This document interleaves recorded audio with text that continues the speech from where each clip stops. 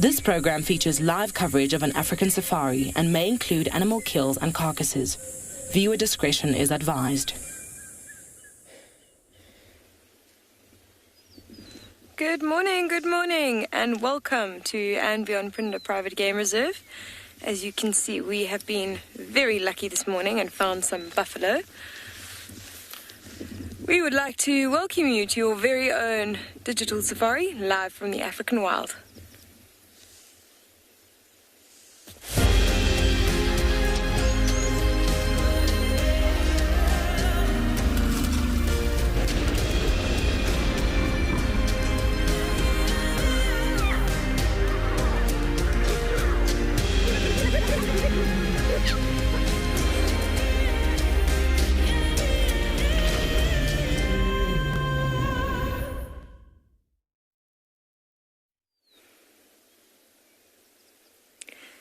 So we have been very lucky this morning to come straight across a herd of buffalo, very close to our route out of the lodge. What's quite interesting is that they weren't here last night when we drove past here. And certainly that's where they've spent the evening. You know, you can see how they're all still lying down. Buffalo will often spend the night out in an open area, spend the evening lying down, and then wake up just as they're starting to do now, start feeding again. So they must have walked in the dark to get here, which is quite interesting behavior. So, my name is Kim, and behind the camera we have Glenn, and we are going to be with you this morning. Now, please remember that if you're under 18, you can please send your questions to us at kidsquestions@wildearth.tv, and also you can register on our Wild Earth website and go to our live safari page and submit any questions that you have there.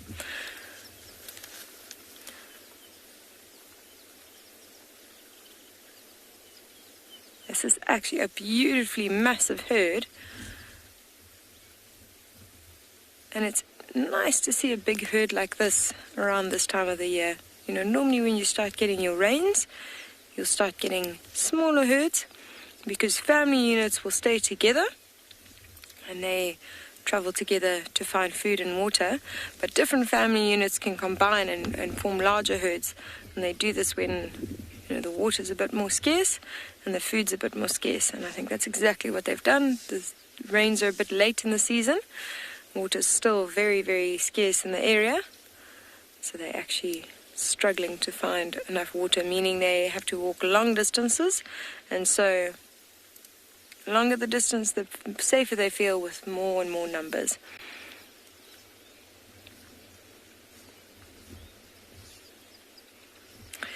I think what we might do is we might spend a few minutes here, and we're going to send you over to Eric, who's found a beautiful spot this morning.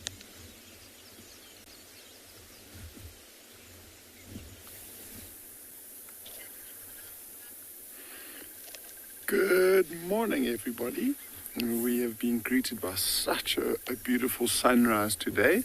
And that sun looks like it's moving quite quickly up and hopefully going to be burning off of these clouds this morning. So we are looking over the Timbavati River. My name is Eric, and behind the camera is Seb.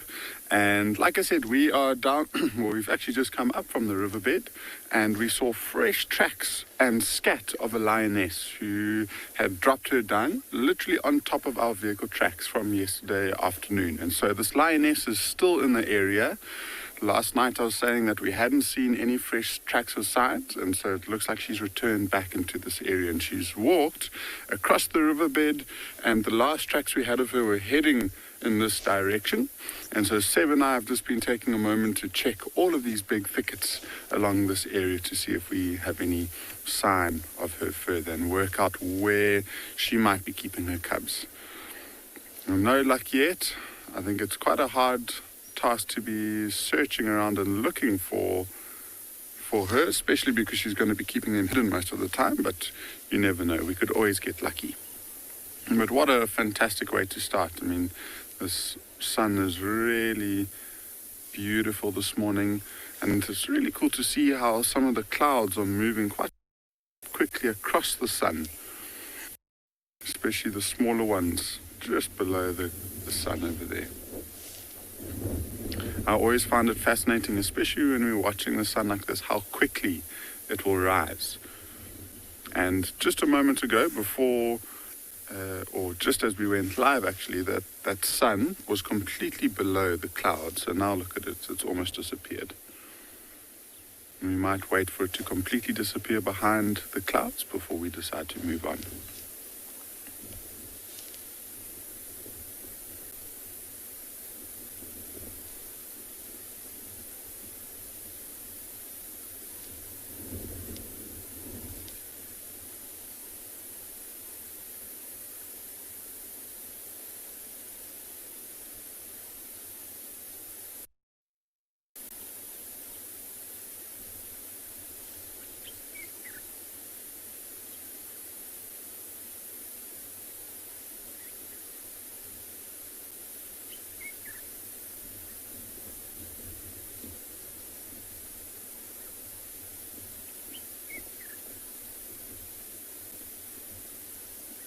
And there it goes. Nice and quick. So I think we might continue on, and we'll slowly check this road to see if we can see any tracks or signs of this lioness. And see here, we're looking on a road that's got quite a lot of grass growing over the tracks. So we'll have to be extra careful, because the sand is relatively easy to see the tracks, but as soon as this grass starts growing over it, it will hide the tracks quite nicely. And so we'll need to just check it really, really nice and slowly and see if she maybe decided to come up in this direction.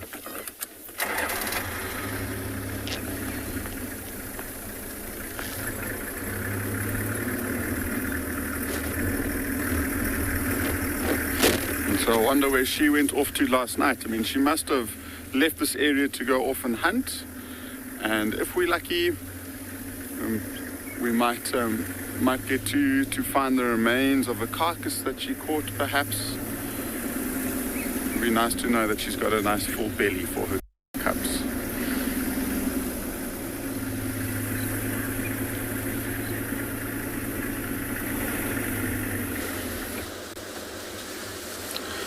Well, Eric, I hope that you do find your lions, and I hope that they are on a meal.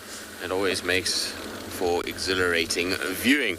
Now, we are, well, just heading south slowly, which I'll get into the reason why now. But before I do, my name is Tristan. On camera, I've got Import this morning, and it is not a warm welcome, but a warm, friendly welcome from us here at Djuma. We had a quite quiet night from a rain perspective, which is a good thing. It means it's fairly dry this morning, but it seems as though lots and lots was going on. While we were doing our fireside chat last night for the explorers, we had a leopard sawing, so there's a track for a leopard, there's lots of hyena activity, and then there's tracks for a whole pride of lions on quarantine as well.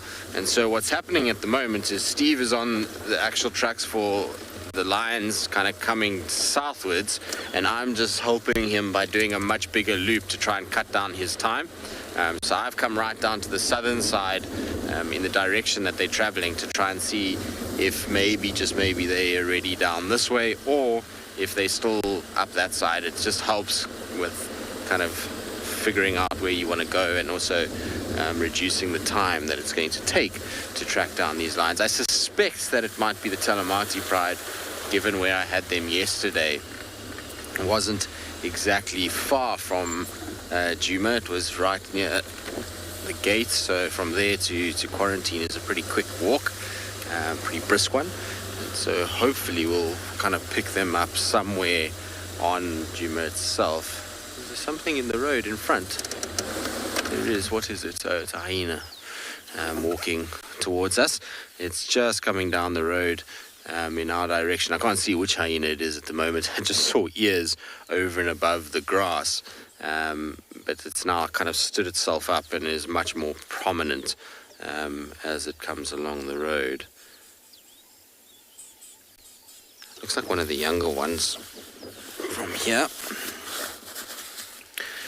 I must profess my knowledge of the hyenas from long distance in terms of identifying them is always a lot trickier. It always takes me a while, and then I've got to actually go through all their profiles, and there's the odd one that is easy enough, but especially this younger lot. I've spent so little time with the younger members of the Djuma clan, as well as a lot of the males, that it sometimes makes it a little bit more tricky without actually having a proper look at them. But typical hyena at this time of the day, nose fairly close to the ground, and that's to try and figure out if they can find some semblance of food. So they're sniffing around looking for any indication of another predator. Although you have a fat little tummy, where have you come from with such a big tummy? Bit of blood on the face as well. I wonder where they have come from, because that tummy has got a nice little bulge on it, and like I said, there's a bit of blood on the face. So maybe they've stolen a kill from a leopard. Maybe they've managed to hunt for themselves. Unfortunately, we obviously can't off-road, and where this hyena is going to go now, it's going to go off the road and into a thicket. So we're not going to be able to follow it.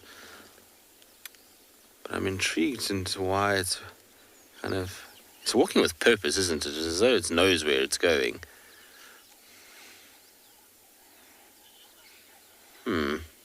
All right. Well, we'll listen out. Maybe if they do find something, we'll be able to hear it. In the meantime, though, let's send you across to Swallow Kalahari. It sounds like Maurits has got something pretty near the edge of the water.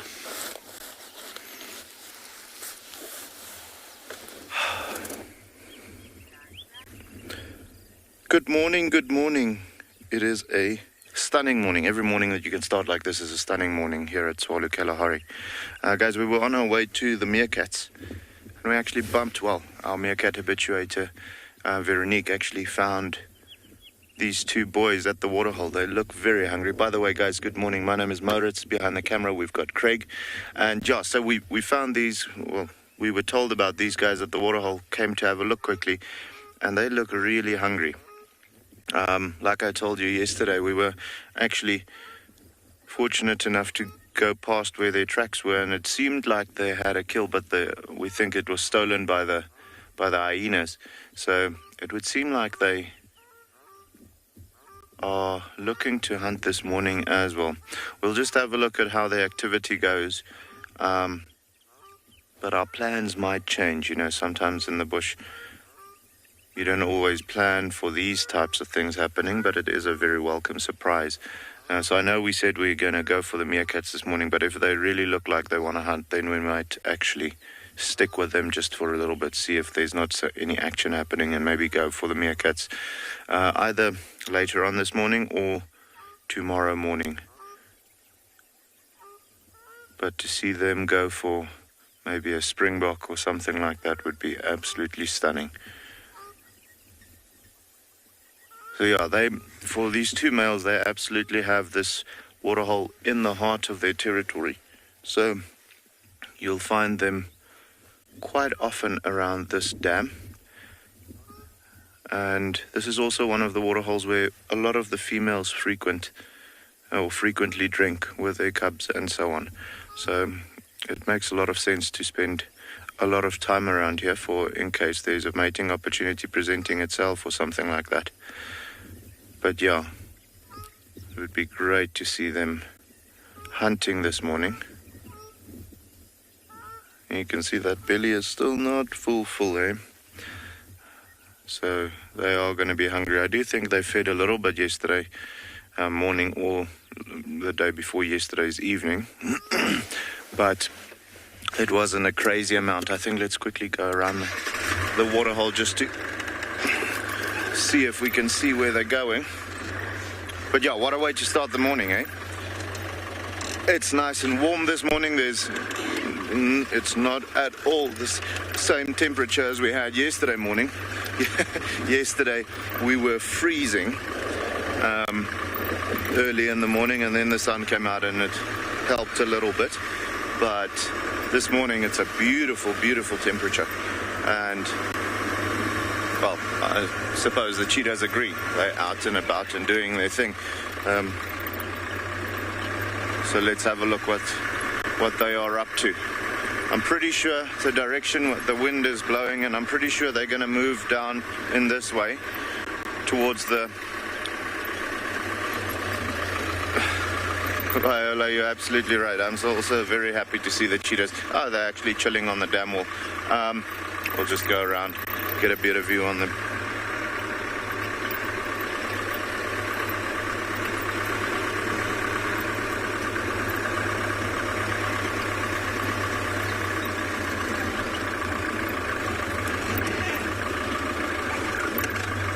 There we go.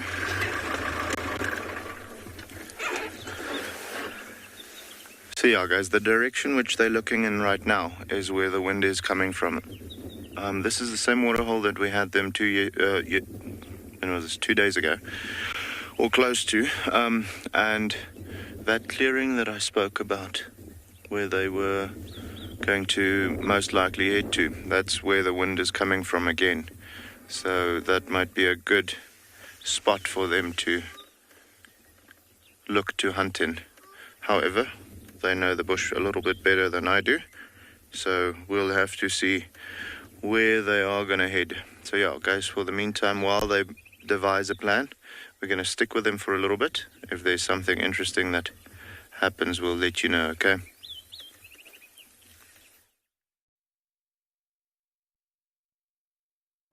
Do you dream of traveling to a far-flung wilderness location where life continues as normal?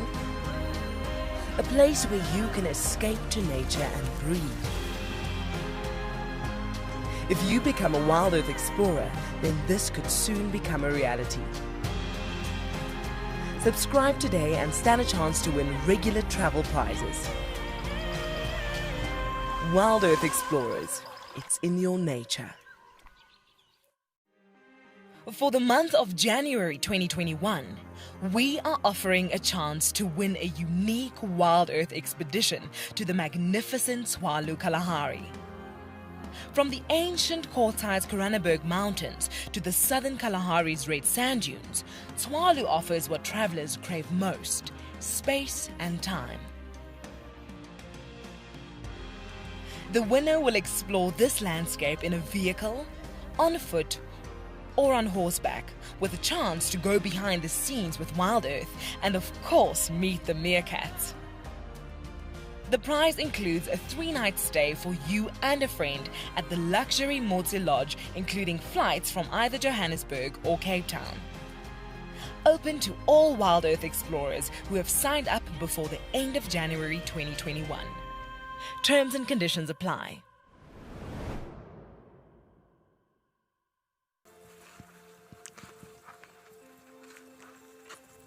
Hello, Mama. Just checking us out, everybody. There's no aggression here. Very relaxed. A herd of elephants moving around your car like that is truly, truly magical. Tune into Wild Earth every single day. It's in your nature.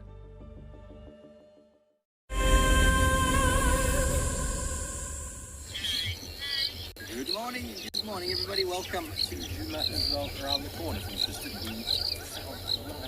Trucks this morning of quarantine. Looks like a pride of mine. So we're following up.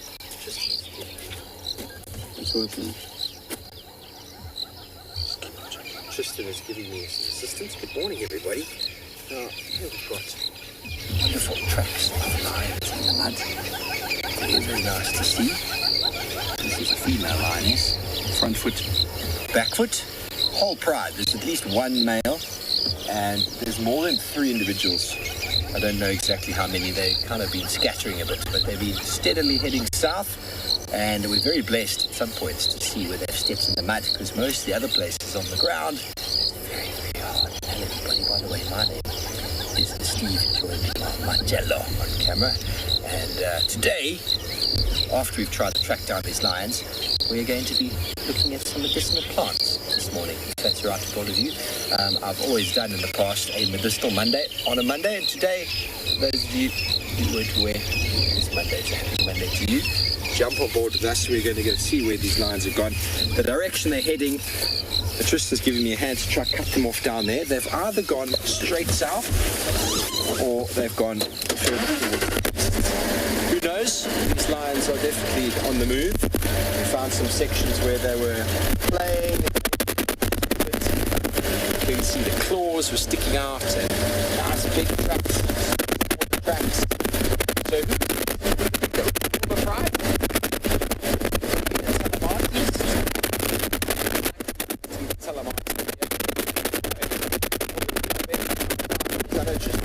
At the moment he's got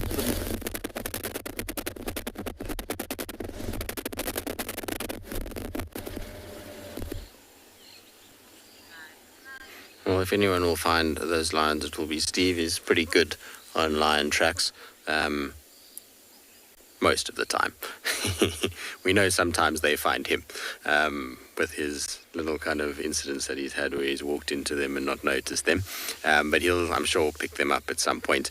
Anyway, we're still with our Ellie bull. This is an Ellie that I recognize. He's got a very distinct tear on the bottom right of his ear. I think we saw him yesterday, maybe the day before, I can't remember now. But he's been around, and he did exactly what I was hoping he would do, which was shake the tree. Unfortunately, it was just a kind of just before you guys got to us. It's a short little thing that they do. They kind of walk up with their head and basically just headbutt it once, and that causes all these marula fruits just to sort of drop down to the ground. And as they drop down to the ground, he then can walk around and kind of pick them all up and feed off the nutritious fruit that there is. It's amazing to watch this time of the year how many elephants come into this area just because of one singular food source. They all know that this marula fruit doesn't last very long, but that it is hugely nutritious for them, and they are quite aware that that food is very easy to get. It doesn't require huge amounts of energy to find or consume, and the reward that they get is a very nutritious meal that's packed full of fructose and vitamin C, so good for their systems, and is tasty. And they just literally walk around all day long jamming these marula fruits into their mouth. Now, lots of you that are maybe newer to Wild Earth will have probably heard of marulas in an alcoholic beverage, and will think that elephants can get drunk off them. It's not the case. A lot of those videos that have done the rounds of elephants looking like they're drunk is completely fabricated. It's normally elephants that have been darted and are under the effects of chemicals in terms of about to go to sleep or just waking up from it. Marulas don't have that ability to make an elephant get drunk. They just would have to stay in their system for way too long, and way too many of them to have an effect on the bloodstream. Now, Ramon, you say it's a gorgeous elephant. He is pretty, isn't he? That's the nice thing about this time of year. It's one of my favorite kind of parts of it, is that we get all of these magnificent bulls that start to come through. So you get these kind of younger bulls, and then it starts to go up into these really nice big old bulls. Sometimes we even get lucky and we have one of the emerging tuskers that comes through. I forget his name now, but he arrives. He's got these beautiful big tusks that kind of come forward. So it's always a really nice time of the year. Unfortunately, if you're a female elephant in a herd, not so much, because all of these bulls around means that they get a little bit amped up and they pick up the scent of the females and harass them pretty much all the time. So I don't think they'll be that happy. But for us, it's really spectacular to see all of these bulls. And I'm hoping that this year Daryl will come and visit. Daryl is a male elephant that we see regularly. He didn't come last year, which is the first time since I've been in this area that he hasn't arrived, which I hope doesn't mean something bad has happened to him. But it would be really cool if he does. He's got this little bell-shaped hole in his ear. It's very, very distinctive, and he has a lot of attitude to match his size.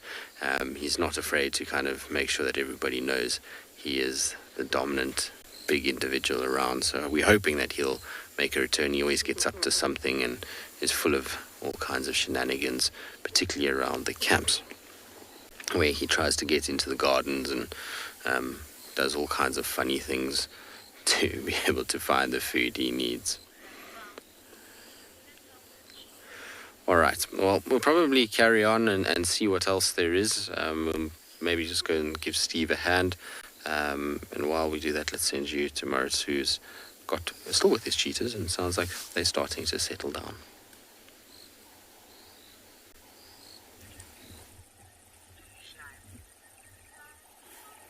Okay guys, so they've moved away from the waterhole now. You can see they're paying very much attention to what is going on around them. There's a gemsbok or an oryx that's actually spotted them, so he's busy alarm calling for them, unfortunately. But we almost thought we were going to have some quick action. There was a group of springbok that came running down towards the water, and these cheetahs just froze. The springbok ran past them, not too close to them though, maybe about 100 meters away. But I think they've decided against going for them, just because they were not stopping those springbok. They were playing, so it wasn't like they were running away from something or so. But I think they've decided to just lie down just off of the waterhole and see what comes into the water, to see if there's not something that they can go for. Getting a bit more lazy now. They might have had a busy early morning, but that doesn't mean that when there's something that comes in, they are not going to go for it.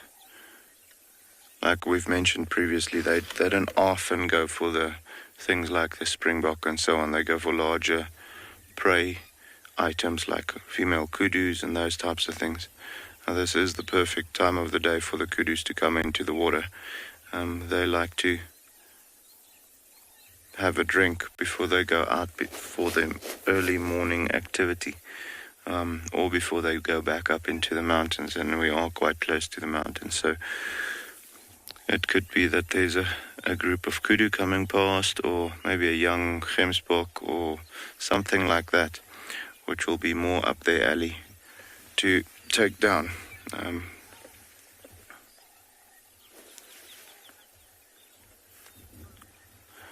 So these cheetahs are 9 years old now, both of them. They are brothers from the same litter. So yeah, they've been dominant in this area almost 3 to 4 years at the moment. So very much doing actually pretty well. For a cheetah, they typically don't live as long as, let's say, something like a leopard. Life expectancy is anything between 12 and 14, sometimes the really lucky ones up to 16 years. But they are very much in their prime at the moment. And you can see that as well when it comes to where there's other males moving into the territory and so on. They dispatch of them with relative ease.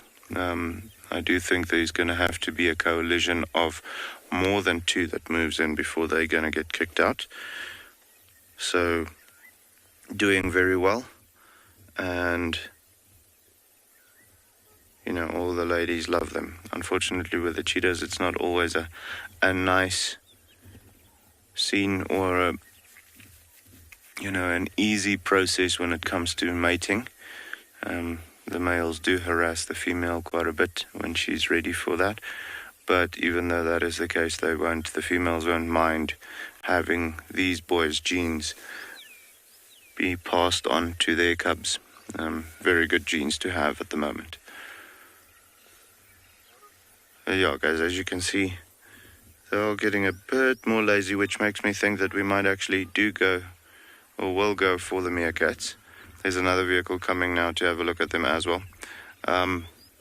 So with that being the case, they can keep an eye on the cheetahs for us, see if they start getting into the hunting mood, and then we might actually not be too far away and come back to see if there is any activity. Or we might do the meerkats, and when they get mobile and start moving away, we'll come back and have a look at what these guys are up to. So yeah, I think what we're going to do is we're going to move on, head towards the meerkats, and then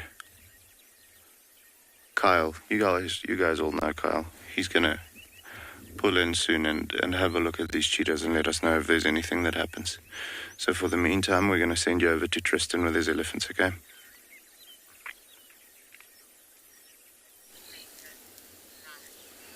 Well, as you can see, we're still with our Ellie, and that's purely because he was basically standing across the entire road until right now, where he's now so kindly just kind of moved off a little bit. But he has decided he was going to have a nice little feed and block the road, and so we just had to wait it out, really. And he's not exactly in a hurry, as you can see by the way he's feeding. It's walk one step, pick out something and eat, and walk one step and eat. And so it's not a rush this morning. The weather is good for elephants. It's nice and cool, and so there is no need whatsoever for him to be moving too fast this morning. And he'll basically just go from marula to marula tree and feed on everything that's in between. There'll be a lot of little forbs and trees and grasses that are growing at this time of the year that are very tasty and nutritious, and that's what he'll be targeting. He can be very selective at this time of the year. And what's very interesting with these guys of late, and I don't know the reason for it or why it's happening, but we're seeing elephants targeting marula trees for their bark at the moment, which is super weird. In the time that I've been in the Sabi Sands, which is, I mean, a fair chunk of time, normally they target things like knobthorns. That's their sort of primary go-to tree to eat when it comes to debarking. But of late, there's marulas that are getting hit more and more and more, and I don't really understand why. It's not like there isn't knobthorns still around. It seems like there's something that has changed in their diets, and I don't know if it's maybe because knobthorns throughout the Kruger system are being protected by all kinds of sort of methods, whether it's creosote in cans or wrapping the trees in wire to keep the elephants from doing it, that they've maybe decided that they're going to start to move on to a different, easier tree, and the marulas is that. It could be, but it's a very interesting thing to see. There's a number of marulas that are taking heavy elephant damage, and normally with, obviously we've been talking about them eating marulas, but they don't normally go for the bark. The tree is normally just used for the fruit and the odd leaves here and there. Bark is normally left alone. So it's a weird shift and change in Ellie's, and it's becoming very noticeable how many marulas are being ring-barked by these guys in the last few weeks and months. You can just see he's just shoving everything in his mouth. It's a beautiful elephant, though.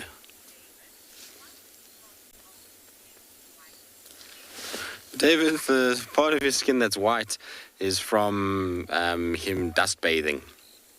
So you can see he's quite dark in coloration. He was obviously had a little bath recently. Treehouse Dam is not very far from where we are. So he probably went and had a little swim.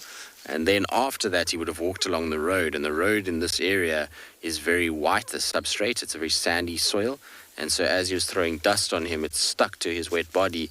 And that's why you've got these kind of white markings all over him. It's just really dust and bits of sand that make his body appear a little bit lighter like that, or even bits of mud. When they dry, they often dry this much lighter color, and you get this kind of mottled effect on these guys. Hello, boy. Are you turning to show us all of your sides? His trunk will be a little bit lighter in color too, because the grass and ground is still so saturated and wet that they get much like us. They have an ability, well, their fingers go all wrinkly and kind of whiter. It's the same with them and their trunks when they use them in these wet grassy areas. All right, so we'll leave him be and carry on. In the meantime, let's send you across to Kim, something with stripes.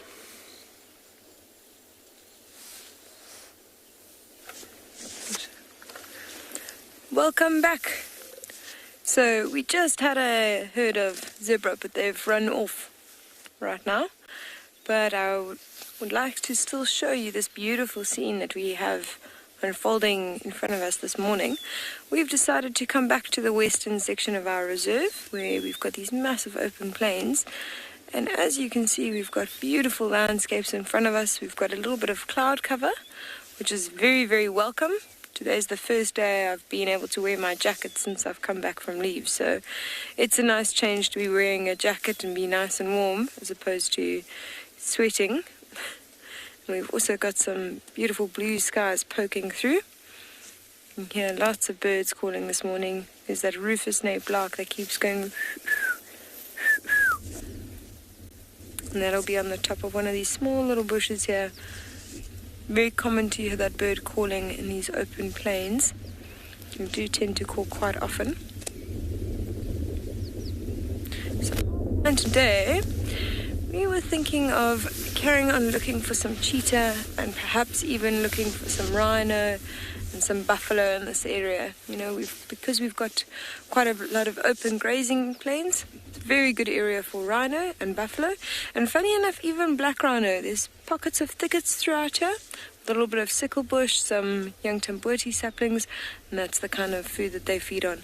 Also, we did do a burn through this area quite a few months ago, but some of the still burnt wood is around, and black rhino actually do like to feed on that because once it's burnt, it solidifies the nutrients, making it like a sugary sort of sweet taste. And both black rhino and actually elephants like to feed on that, so we often find elephant bulls in this area as well. Lovely to just sit and listen to the sounds around you. I think what we're going to do is we're going to head off into these open areas and see what we find this morning. And we hope that it stays nice and cool and cloudy. And this weather keeps us.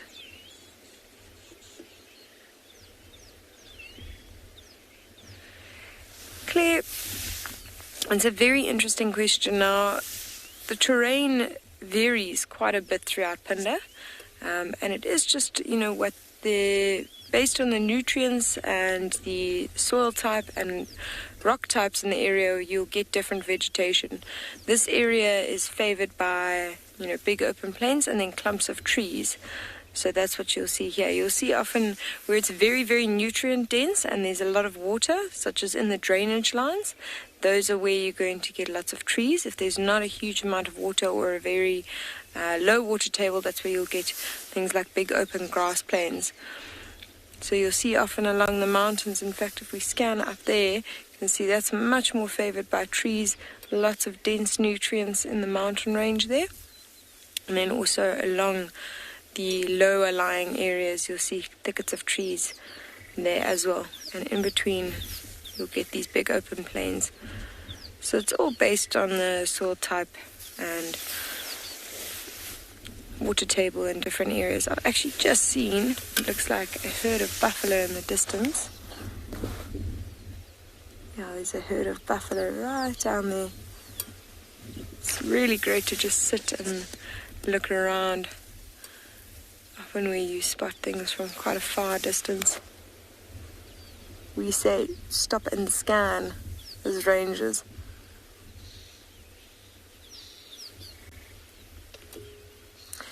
So we're going to send you over to Steve. He's also looking for some animals at the moment, so maybe he's stopping and scanning where he is. And I'm sure we'll be back with you shortly.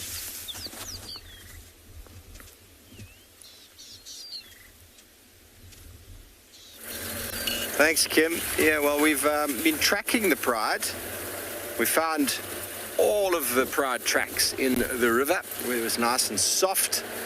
And they came out. Let me maybe give you an idea of where we found them. Let's go on to the Vuyatela map.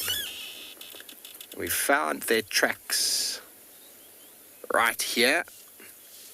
Let me get something a little bit more user-friendly. Okay, sorry, I can't find anything. Found them right there on Quarantine. Tracked them all the way down through Twin Dams. And they've come through here. And somewhere on this little link road here, we've lost them. But they've either crossed south, Tristan's going to be checking Gowrie Main, or they've crossed east. So we're coming straight along this road here. We're going to come down Leadwood and see if we can find where they've maybe come out. There are some reports that there are a few lionesses, the Moanini, which is over here, 3 lionesses over there, but that might be from the tortured Pride from the other day. So it's hard to say. This pride we're following definitely got some cubs, we could tell by the tracks. So I haven't seen a tortured pride in their full entourage. I don't think they've got any youngsters with them, but I could be mistaken. We'll continue and see what we can find. If we don't find them along here, I'll go back to where I had the last tracks there and maybe just have a bit more of a scratch around. But lions can walk quite far. I mean, we've done from camp to Chitwa in a couple of hours on a bushwalk quite easily. And your question is very hard to give an exact answer to. The other day we found tracks, and those lions were found very quickly. Sometimes we find tracks and we find them immediately, and sometimes we don't find them at all. So right now, with the ground being as hard as it is after rain, there's an enormous amount of luck required. And also because the vegetation's so dense and green and overgrown, that even if they were lying right next to the road, we'd have to be very lucky to spot them. So much of a muchness takes me back to a funny story I had with some guests many years ago. We spent the whole morning tracking lions and we found them. I think it took us 5 hours. We found them. It was a marvelous feat of tracking with the trackers I worked with.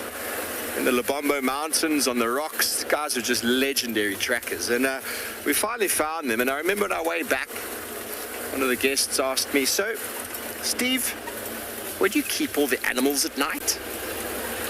And I thought to myself, gosh, Mary, we've just spent the whole morning tracking, 5 hours of our time. You can tell we've been very, very busy.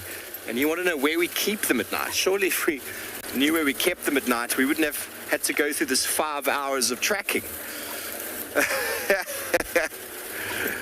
It was on the same drive, I suppose, that I had someone ask me, "So who does the landscaping?" Well, it's a very natural system. Landscaping is done by the animals, the elephants. And you can see how overgrown it is. I drove straight past the road I wanted to check.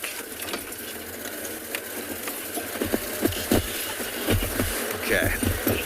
Well, we're going to carry on down this road, which is overgrown, and see if we can pick up on any tracks. But it seems like Kim is having far better luck when tracking than we are.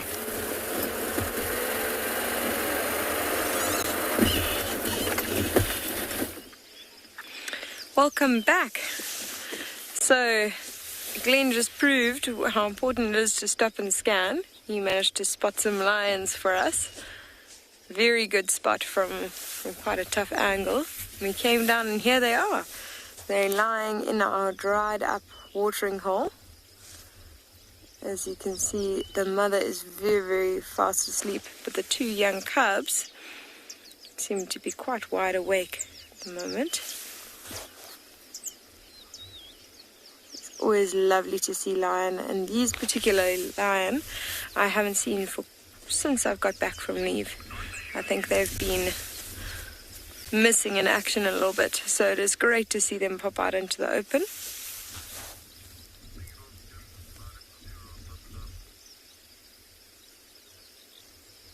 Cute, man. Look at those big ears. Oh, and there's the lioness. She's paying us a little bit of attention. You can see she just opened up her eyes. I'm hoping, because it's a nice cool day, that maybe they get up and still move around a little bit. You know, generally with lion, the earlier you find them, the better. But they are very much dependent on weather. You know, you often find if it's a very hot day, your lions are not going to be doing much. You know, that's the general rule. As of course, in all cases, animals behave exactly how they want to behave. So I have seen them walking around in the heat of the day as well. She's looking off to our left. I don't know if there's something here that's caught her attention.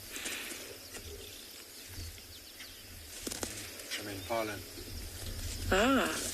Glenn's just informed me that there is impala off to our left, and that's what she's possibly looking at.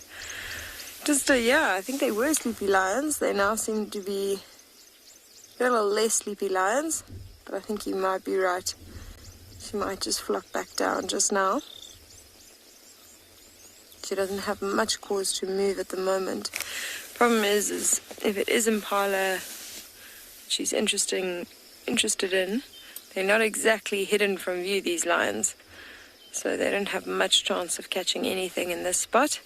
You know, they have to very much rely on sneaking up to prey, being within about 10 meters at least, and often a lot closer to have a successful kill, which is very unlikely where they are at the moment. So if she decides she's hungry, she's going to have to move from where she is and find a spot where she's a little bit better concealed.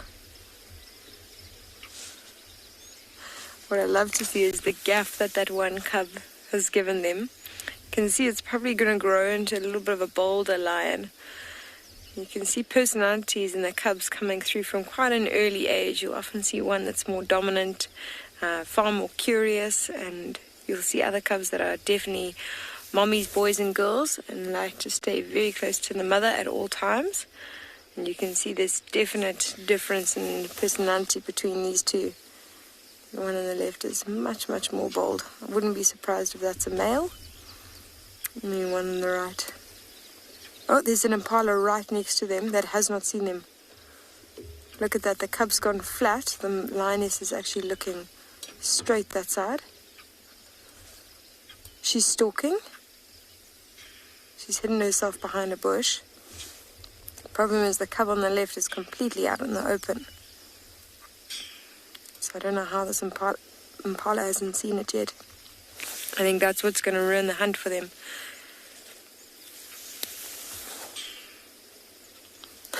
That impala, that lion cub right next to the mother, is using the smallest bush as cover.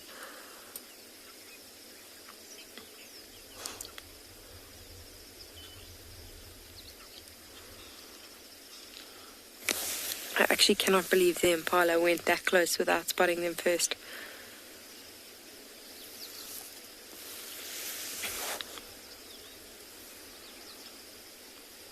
See, this distance already is still far too far for that lioness to have a successful hunt.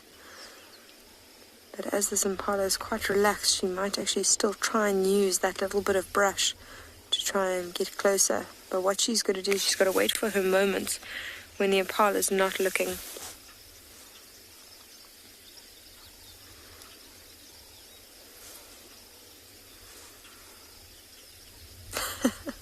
This is absolutely unbelievable. That impala is not alarm calling at all. It's definitely noticed the cub. It's now, I think, looking at her.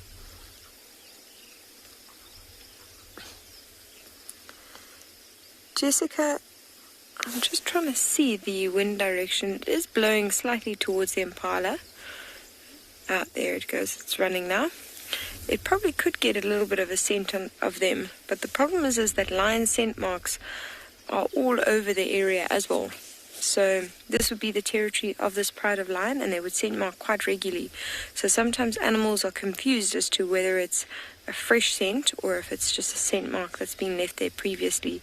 So they don't always react 100% to scent. They just sort of often more pick up their head and look around very cautiously once they've seen them, or smelt them, sorry. And also with those little small underbrush, as the breeze blows, it will move the scent around. Almost if you've ever seen how smoke swirls, it's the same with scent as it hits an obstacle. So we'll swirl the scent quite a bit.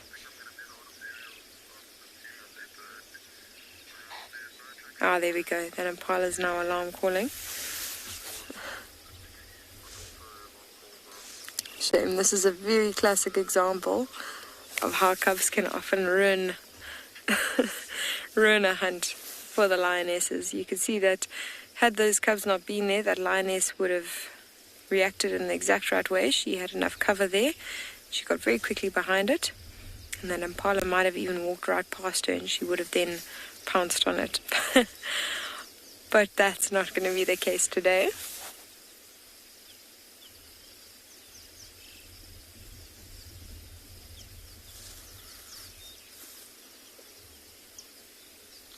That was a little bit of an adrenaline rush.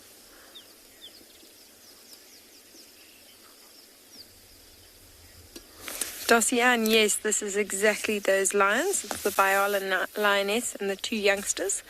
The other 2 females in the pride, I'm not sure where they are. They do split up quite a bit at the moment, as the one has 3 much older cubs, which will probably dominate these 2. So it's in this lioness's interest to keep her cubs away. And the 3rd lioness has actually just given birth a few weeks ago, so she's busy denning at the moment. So we haven't seen her for a little while. We often leave the den sites, not often, we do leave the den sites alone until such time as the lioness chooses to bring her cubs out of the den site, just out of sensitivity. So that was quite an exciting little moment. That impala has run off now. It's run off right into the bushes, so it managed to save itself at the last minute. I suppose it's a good insight to see how close sometimes these animals come to getting eaten by something like a lion or any one of our predators. What's great is now you can see that the interest has been piqued by all those lions. They've now got impala or food on the brain and are staring intently off to their left where there is some more impala. But I think these ones are far less likely to go as close as that other one did. But I do wonder if it's going to spur this lioness on into getting up and moving and maybe looking for an opportunity to hunt. You know, sometimes once they've tried to stalk something, they do get in their brain, okay, I'm quite hungry now. Maybe it's time to get up and move around. I can't see this impala myself. I think they're just around the corner here, behind us. Maybe on the side of this watering hole here.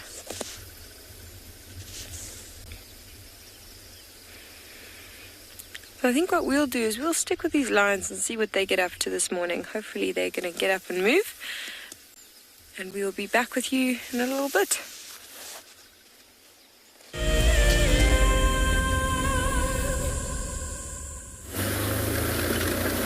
Well, I hope so, Kim. Hopefully they'll be active and move around. I'm sure Steve is hoping the opposite, in that the tracks that he's following will slow down and stop moving so far, because I think Steve's gone a long way already, which means that we're going to leave him be.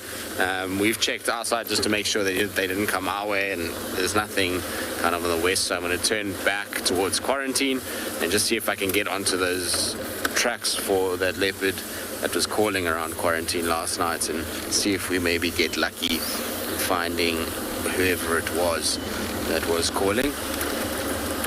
That's the kind of plan from here, so I'm just sort of slowly trying to head back in that area.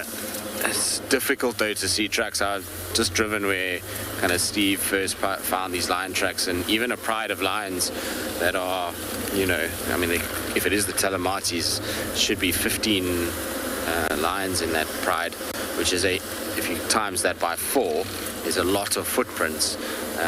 And they are really tricky to see they walked all on this road where we are now, and it's near impossible to see those tracks. So you can imagine a light little leopard, particularly a female, only her 4 little paws and her very light pads are going to be much harder to actually pick up on these roads. So we're going to have to just go slow and steady, and hopefully we'll kind of find some sign of tracks. Not to say that leopard calling was a female, I think it was a male, but it's just going to take a bit of concentration and a little bit of keen eyes in order to find it. Alright, we're going to carry on. We'll try and pick up those tracks. Hopefully we'll have some success in the near future.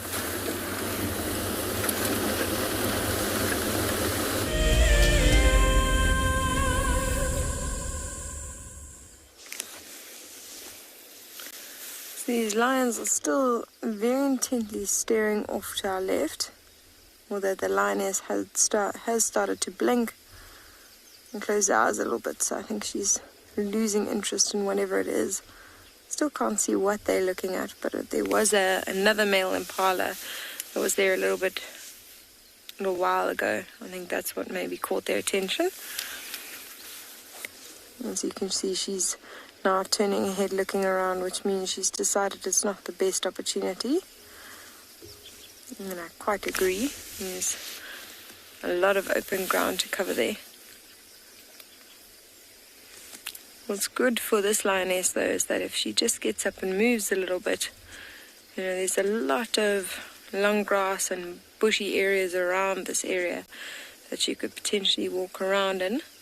There's a distinct lack of plains game, and the only reason I can think of is that there must have been some alarm calls earlier from animals seeing these lions, so other animals are actually trying to avoid the area. We're very close to that one pan system that provides water for this area. It's one of the few water sources around, so you do generally have a lot of activity around here.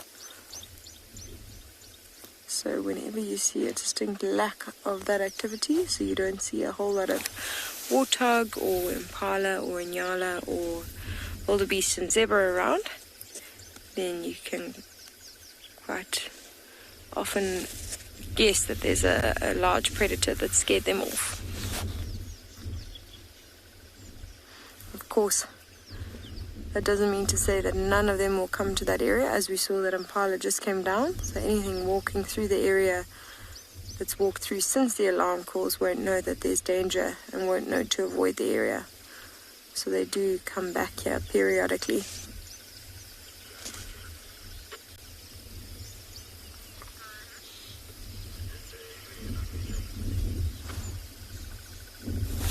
You can hear the crested barbet calling in the background.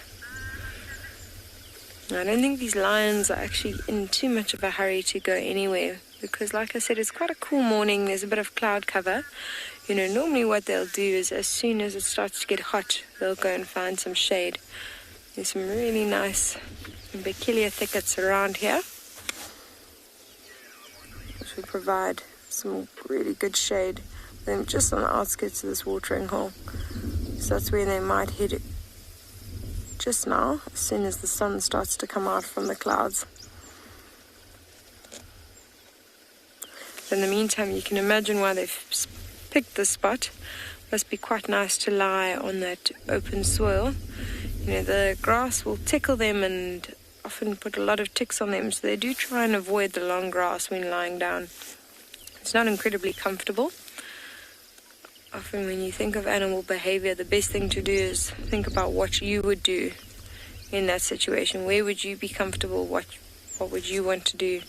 And you'll see animals often react in the exact same. So when it's raining, they'll seek shelter and cover. When it's hot, they go in the shade. They like to go into those drainage lines. And when they lie down, they like to lie down in an open area that's not too rocky or too filled with grass and things that's going to make it uncomfortable for them to sit there.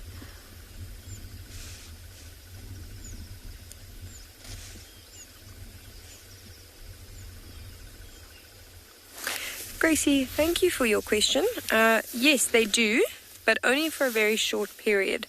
So a lioness will have a den for generally the first 3 months of her cub's life. And what that means is she finds generally a rocky outcrop or a thicket of some kind where she hides her cubs. And she'll leave them there while she goes off and hunts and comes back and then will suckle them. And the reason is because lions have very short gestations. Their average gestation period is about 110 days.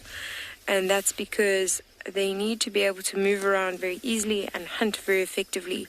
And you can imagine being very heavily pregnant, that's going to affect that. So they rather have short gestations and then let their cubs develop a lot more outside the womb, and that's why they'll have a den site, because the cubs are born very, very small and barely able to walk, blind as well. So they're not able to stick with the pride or hold their own. They'll be very easy targets. So they'll actually rather be born in a den site and then generally introduced to the pride after 3 months. There are cases when the pride already has young cubs. The lioness will actually introduce her cubs earlier as opposed to later, so that they can bond with the other cubs and the pride can bond as one and then travel together. Now the danger of that is if there's too large an age gap between the cubs, then the older cubs sometimes end up killing those brand new cubs. We've actually seen that happen once here. We had a lioness that had cubs that were about 4 months, I think. And then another lioness had given birth, and her cubs were about 1 month, and she introduced them to the pride. And as she introduced them, the older cubs went straight and killed her cubs.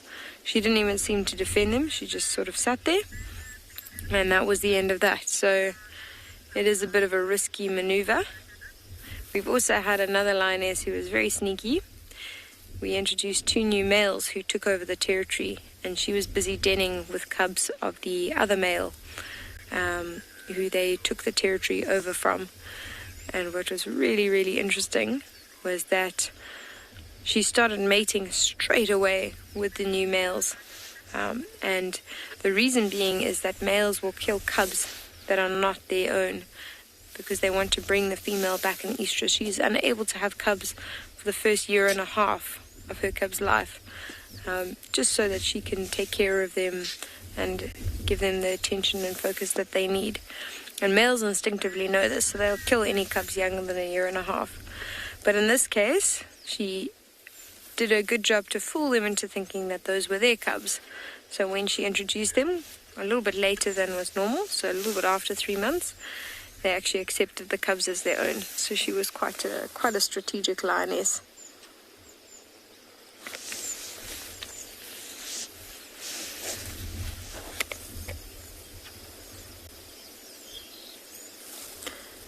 I think we might stick around here for just a little bit longer, see what these lions get up to and watch their behavior. If she starts falling down and sleeping again, then we might leave, see what else we can find. In the meantime, we're going to send you over to Mole, see what he's managed to find this morning.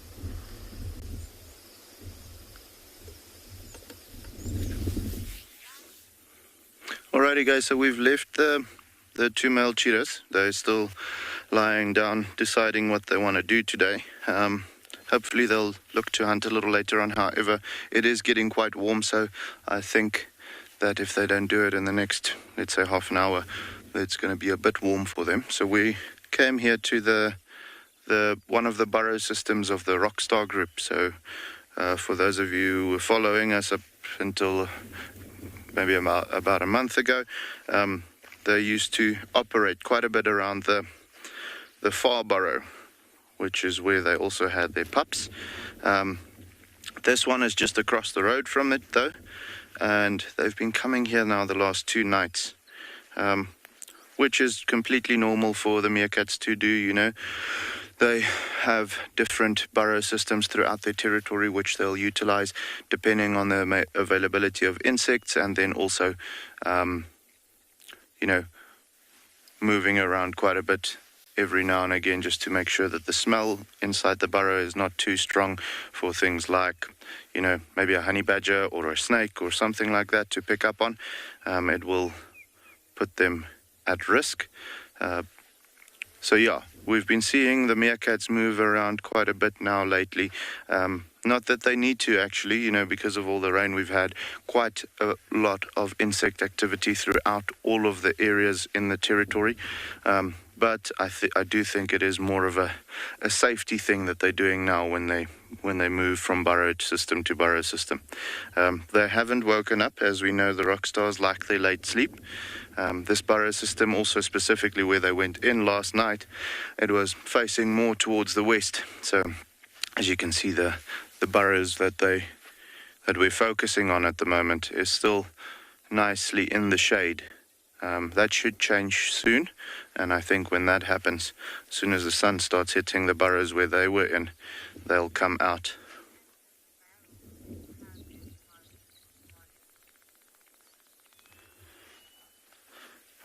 Sorry, Gwen, just repeat that.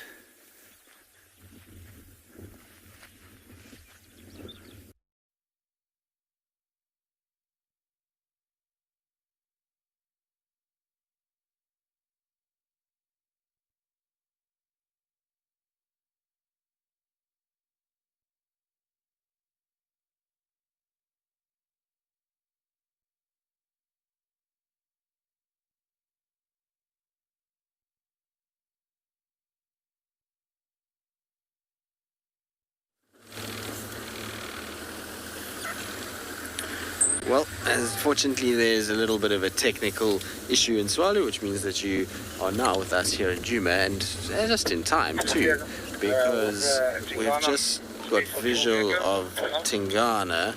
It's not very good visual, but it is visual.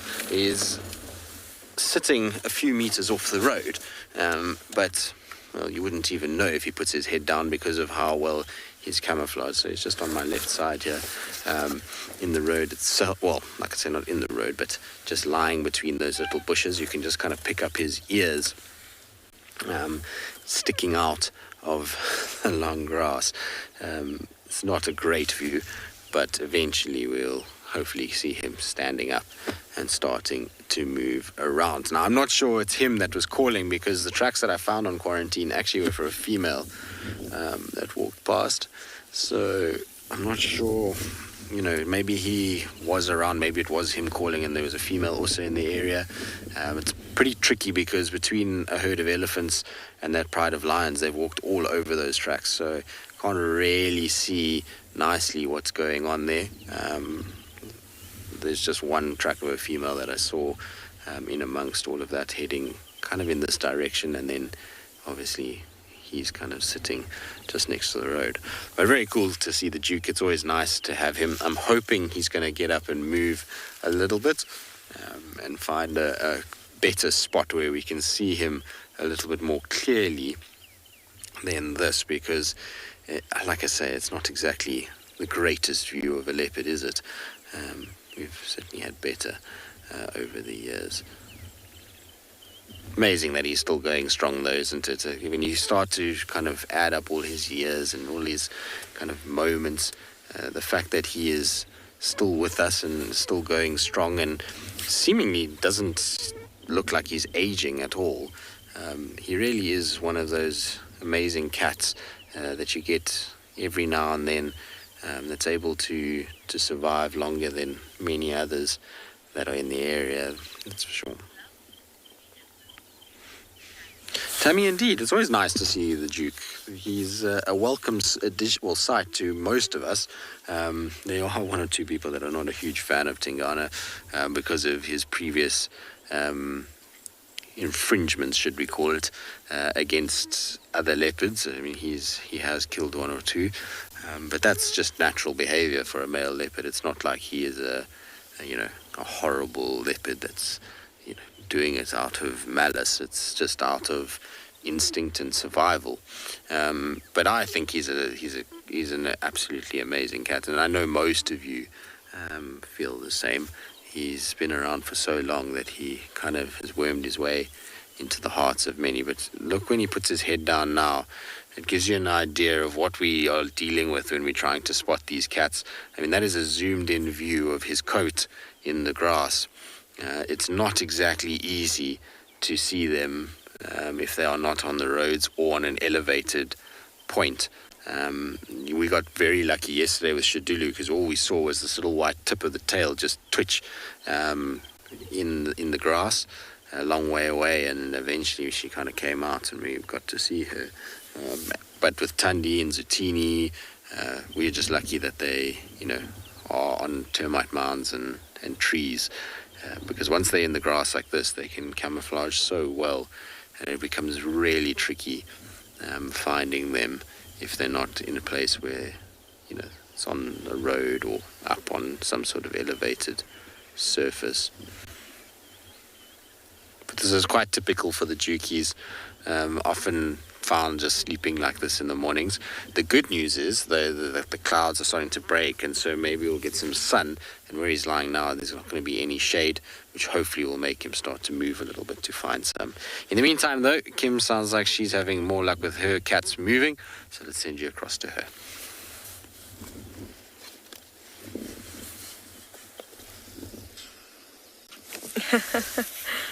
Tristan, sorry to say, but it's not a mobile cat, it's a immobile cat.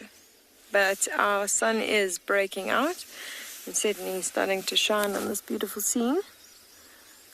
Unfortunately, our lioness has decided that she is quite comfortable and has laid down. And the other cub's actually gone to join them. gone into that thicket area. I think what they're doing is they're starting to seek that little bit of shade that those bushes are sort of providing. And that's exactly why it came over. Oh, quite sweet. That one cub actually just had its paw on the other one's back. It was lovely to see. Amazing how you can imagine now it would be difficult to spot these lions, based on where you're coming in from.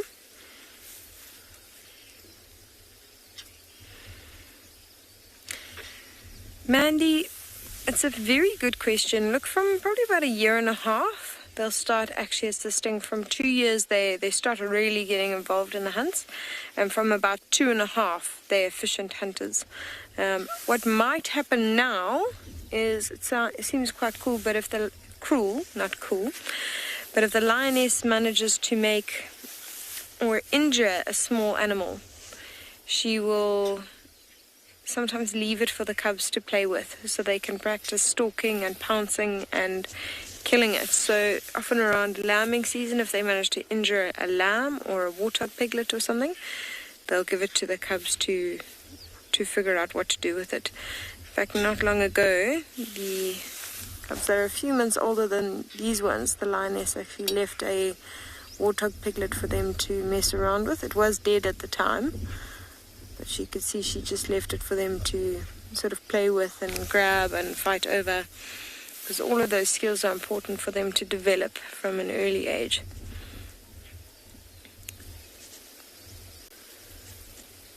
But these two, as you could see by their behavior, are certainly by no means efficient hunters yet, and they've still got quite a long way to go.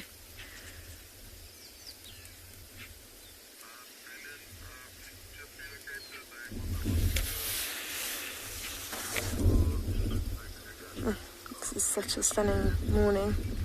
I'm really enjoying this breeze that's going past us.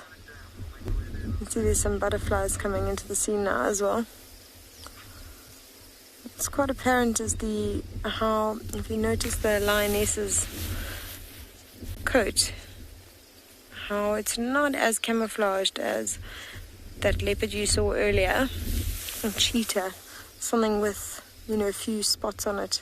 You can see that one prominent color stands out really clearly. I suppose it could look like a rock or something, but it does draw your attention almost straight away.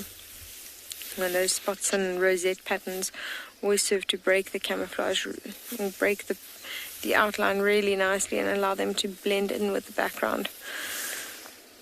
So it's interesting that the lions aren't as well camouflaged, but I suppose in a way it makes a lot of sense, because they are very efficient hunters. They've got a lot of muscle, they're at the top of the food chain already, and they have that added advantage that they generally hunt in a pride, which gives them a lot more, chances to actually catch something.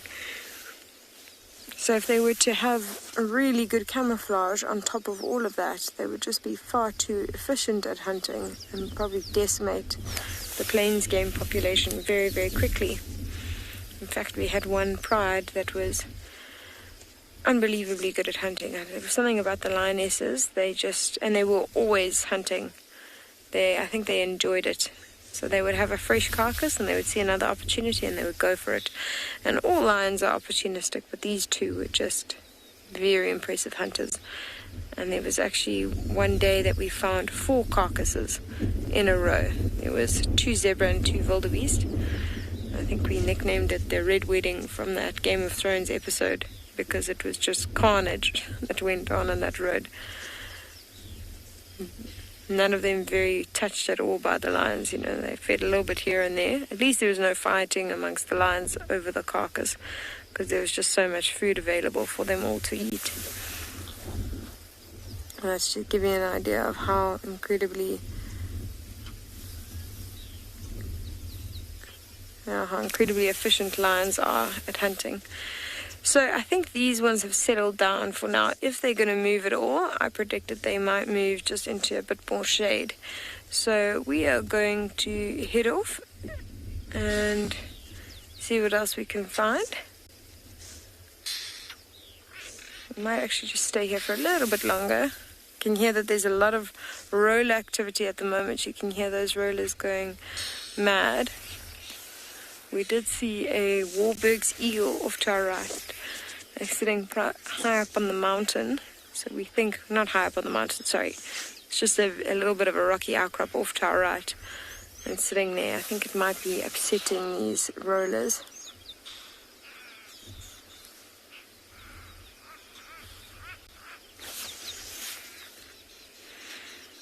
So I think we're going to head off and see what else we can find.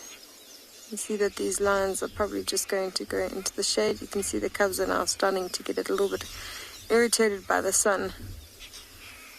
They're finding, there we go, there's a slightly bigger patch of shade for that one to lie in.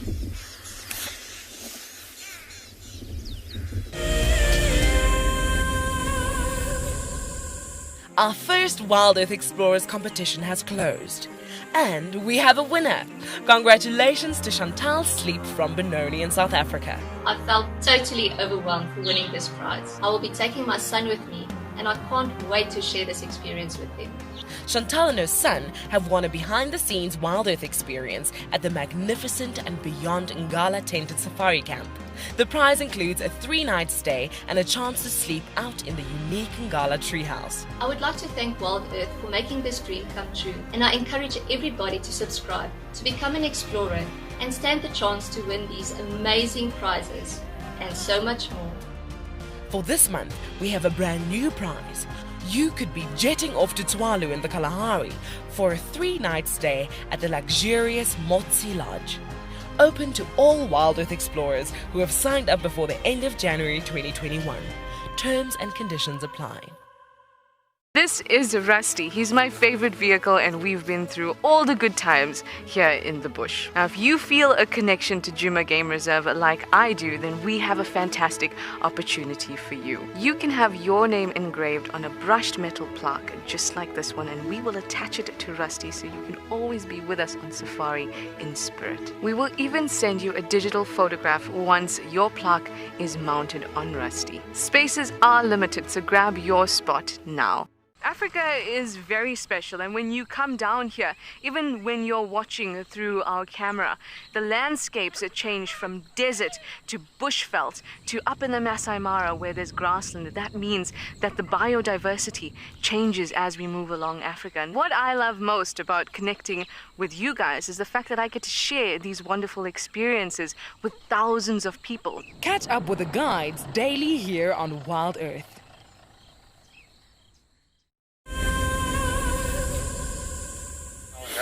Hello everybody, welcome back to Torchwood, and well, we've been trying to follow up on the tracks of the lions, and now we've got ourselves our own little elephant roadblock.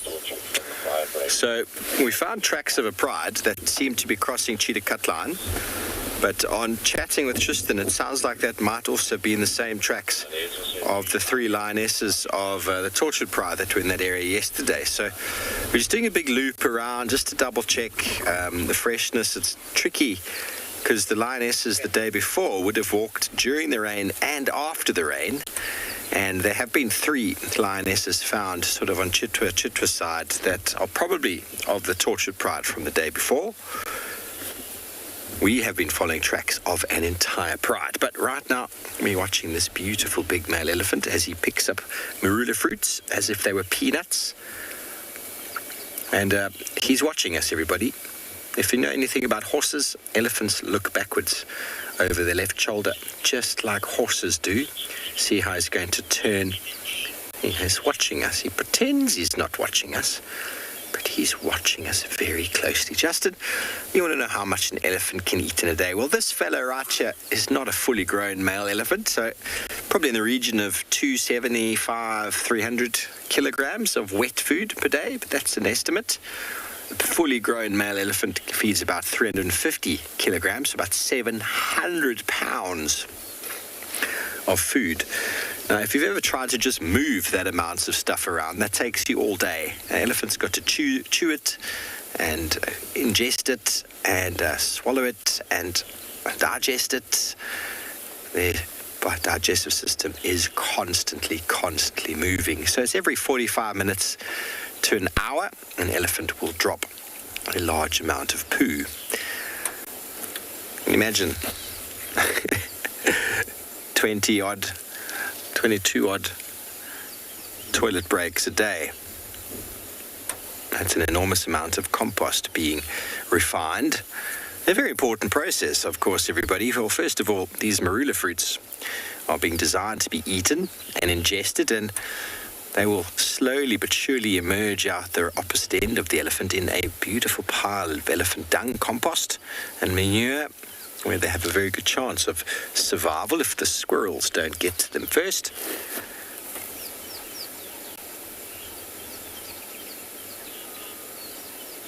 So you can see he's not really looking at what he's looking for. He's just using his nose to smell the fruit.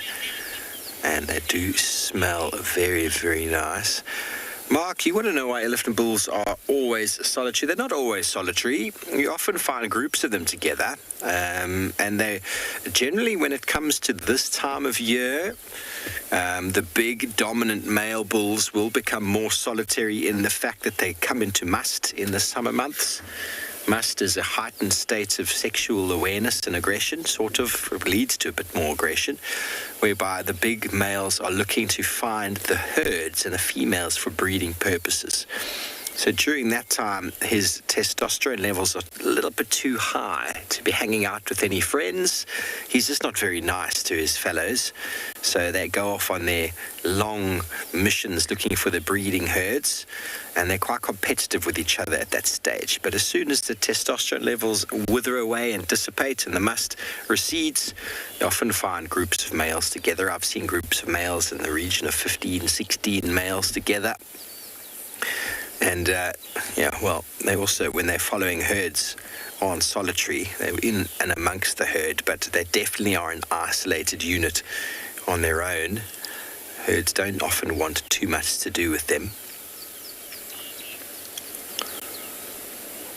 They can range very far and wide in search of food, as well as in search of the ladies. And when must arrives, they often find the bulls don't do enough eating, because they've got something else on the mind, and that in a big bull can last for 3 months. 3 months.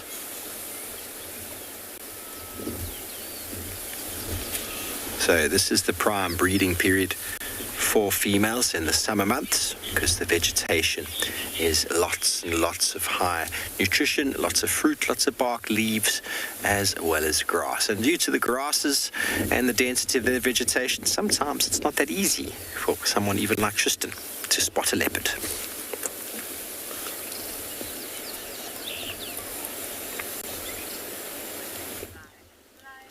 The elephants do love the grasses, and I think Tingana is loving his little grassy bed as well, especially given that he's got a little fat tummy, which makes me wonder where the sausage has been eating in the last day.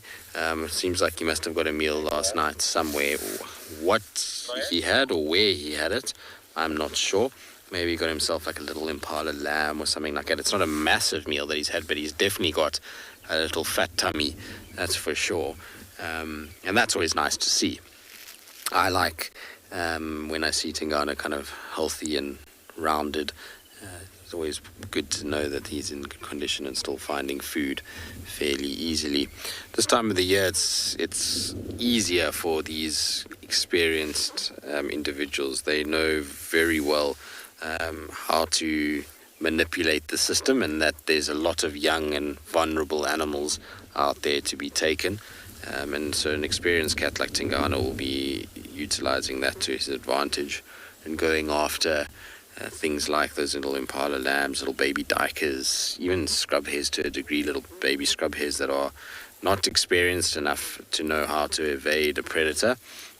And that's how he'll be able to take advantage of them. Not that he looks like he's capable of taking advantage of anything right now other than, like I say, a bit of a nap. The good news, though, is the sun is coming out. And so with the sun coming out, that might drive him to kind of stand up and move. There's also a bull elephant somewhere close by. I think it's a bull elephant at least, because there's branches being broken at a rate of knots all around us. And maybe that will come through and kind of pique his attention and we'll start to see him waking up. It's amazing. There was a branch that was broken just now that sounded like a gunshot going off next to us, and he did not even flinch. He just carried on sleeping as though he's heard it all before. Now, I think it was Roo. He does look happy and fat, doesn't he? He looks as though he's a happy kitty with his little round tummy. I mean, it's not as full as it could be. I've seen him fatter and it's more sausage-like than this, but it's definitely got a nice little bump to it, which is always good news. You know, as he starts to get older, the fear of him struggling to find food is going to become more and more real. You know, as his teeth start to wear down, as his body starts to break down and he starts to get a little bit slower, you know, finding meals and actually killing becomes that much harder for male leopards, and their body condition then starts to deteriorate because of it. So when you see him with good kind of bulk and size and fat tummy, it just means that he's still coping fairly well and is finding the food that he needs and is able to kind of look after himself. So I'm glad that he is in the condition he's in, because it'll be a very sad day, the day that we don't see Tingana anymore.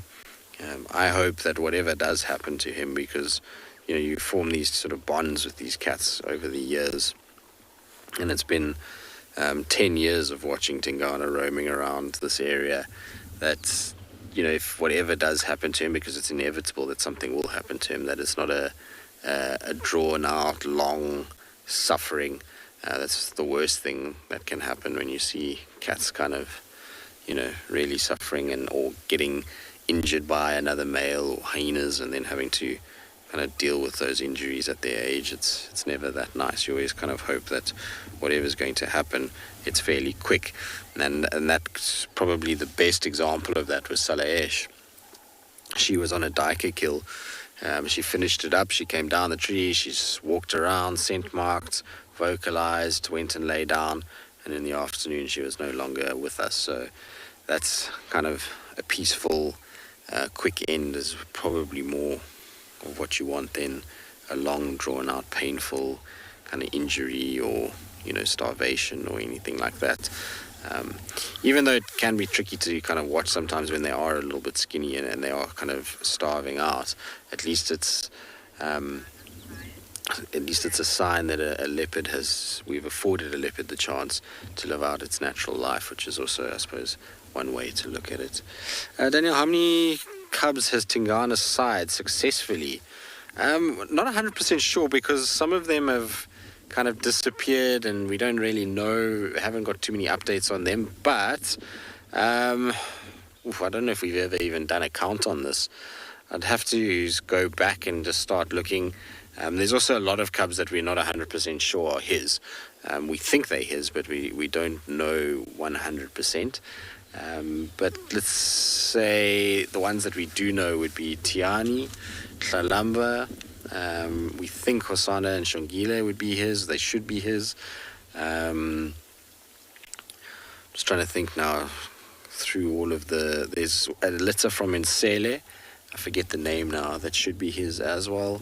I don't know if it was ever checked, but Tsakani could potentially be Tingana's. Tamba. Who else am I missing? There's probably a few others as well. What's interesting though is Tingana, even though he's been here for so many years, the one female that he mated with more than most others was Shadow, funny enough. And the weird part about it is that he spent a lot of time covering her, because unfortunately she had a tough sort of existence in that she was on the fringes of male territories, and so she lost a lot of cubs. So he mated with her quite regularly, and actually a lot of his cubs that he's produced was with her, which, as we know, unfortunately didn't survive, bar the one, which we don't know where he is anymore. He distributed away from this area quite a while ago, and his name is Sindile.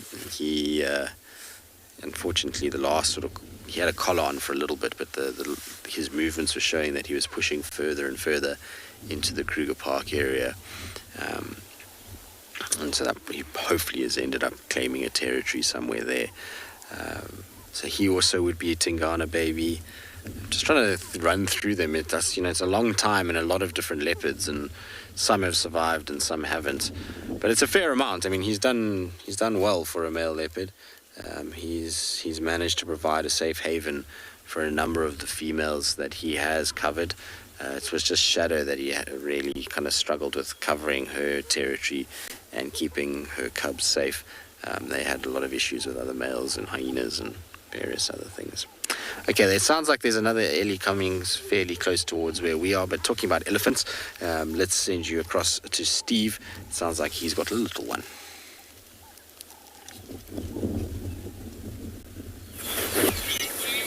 Well, thanks, Tristan. I haven't seen Tingana in ages. Blessed that you're able to see him again. What a fantastic fellow he is. And this elephant is a fantastic fellow too, although we aren't able to get past. Monday morning rush hour traffic here in Torchwood, everybody. I know many of you out there are thinking, well, I wouldn't mind being stuck in such a roadblock. Yes, this is definitely a pleasant way to spend the morning. You see, his eyes are very soft. It's something I talk about often with elephant, the eyes. You can almost not even see the eye inside. It's brown. An elephant that's not relaxed, the eye will be flaring, and you'll actually see the whites around the outside. You might see the temporal gland secretion. That doesn't necessarily mean the animal's in must. Temporal gland secretions are also a system or a product of stress. Elephant bulls in must have got what we call green penis syndrome, which we can't see at the moment because he's behind the bush. But the sort of penis sheath area will be dribbling urine, and it'll actually get that like rusty copper sort of look to it. If you've ever seen water that's run over copper pipes a long time, it gets that green sort of coloration. That's what you'll see, the elephant bull in must. And you'll also smell him if the wind is in the right direction. So I can't see any green penis on him. Oh, hang on, he's got a little bit of a dribbly, a little bit wet. Might be early stages. We can have a look. Love the wrinkles. It's hard for me to say. I think it's just the skin that grows and it stretches to a point where it can't stretch anymore. Oh, he's going to push a little bit, are you? Oh, he's pushing the vegetation out the way as he looks for more marulas.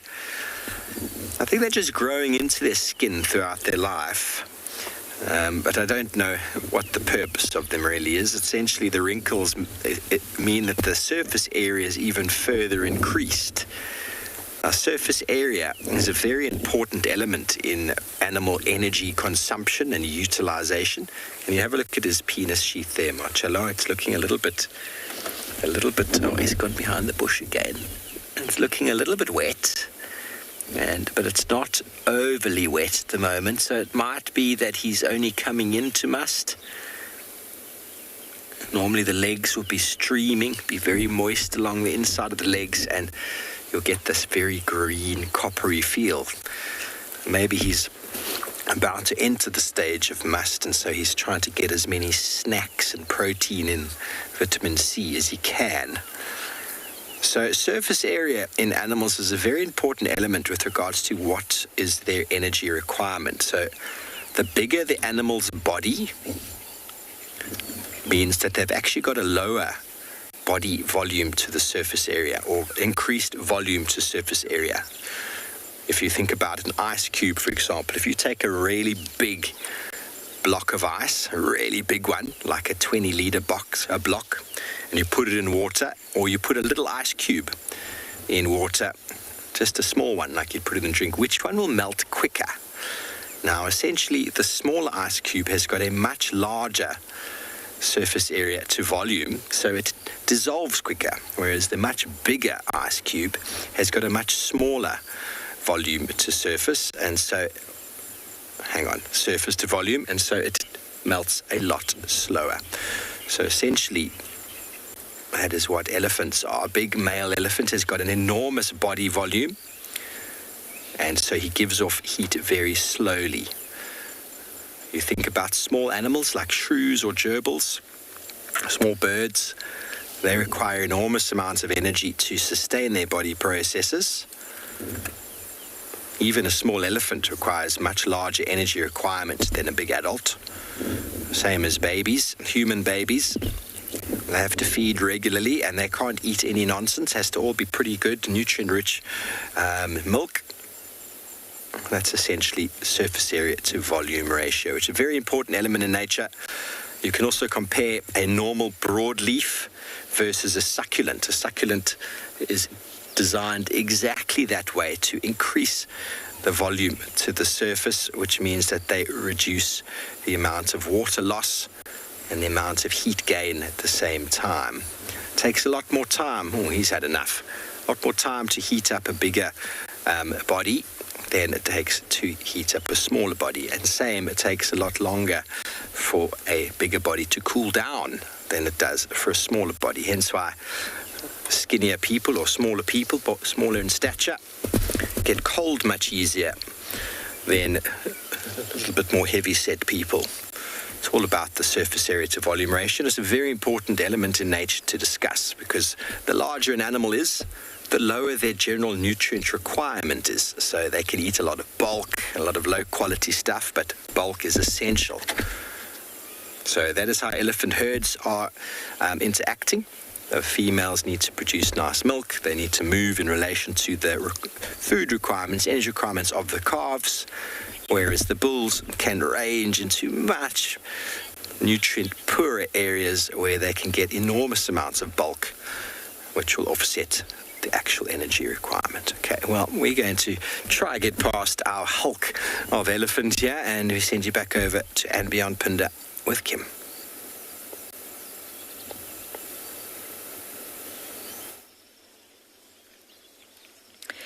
So last you were with us, we were with that lioness with the two cubs that were trying to find a little bit of shade. We decided to go on off and see what else we could find, and we managed to find some tracks of male lion walking up one of the roads, and we tracked them for a little while, and we came across these two sleepy males. What's quite interesting is that the one at least has walked quite a significant distance over the night time. There were quite a few vehicles on the other side of the mountain busy looking for him. So he's managed to walk quite a few kilometers to meet up with his brother during the night. And this is the result right here. Two very sleepy lions after they've walked a significant distance. And what they would have done is they often separate when they do their territorial patrols. You can imagine we've got about 30,000 hectares on Phinda of land. And these males control about half of that area. So about 15,000 hectares that they need to regularly patrol and walk around and check that there's no male intruders coming in to try and challenge them for their territory. So it makes much more sense for them to split up and walk different sections, which is exactly what they've done in the last few days. And then they will manage to meet up based both on getting the scent of each other and also calling. Just looking at that one at the back's belly, it actually looks quite full. So he's managed to feed on something. This one closer to me certainly doesn't look like he's got a full belly. If we have a look at his hip bones, it's protruding a little bit up above the stomach at the moment, showing that the stomach's a bit concave by the leg. So it's not as full. So what might have happened is that one at the back might have come across one of the prides of the lionesses and maybe fed with them, or maybe even caught something for himself. You know, people often say male lions don't hunt, they leave it to the lionesses. It's a bit unfair to the poor male lions. They're very capable of hunting. In fact, these two males have brought down massive animals, including buffalo and giraffe. So very efficient hunters. It's just they won't hunt if they can avoid it. They'd rather let the lionesses do it if they're with the pride, because the lionesses are more camouflaged and do hunt a bit more often. And also the male lions know there's no need for them to expend the energy. They'll just let the lionesses do the hunting, and then they grab the kill straight afterwards and feed, so they still get preference when feeding.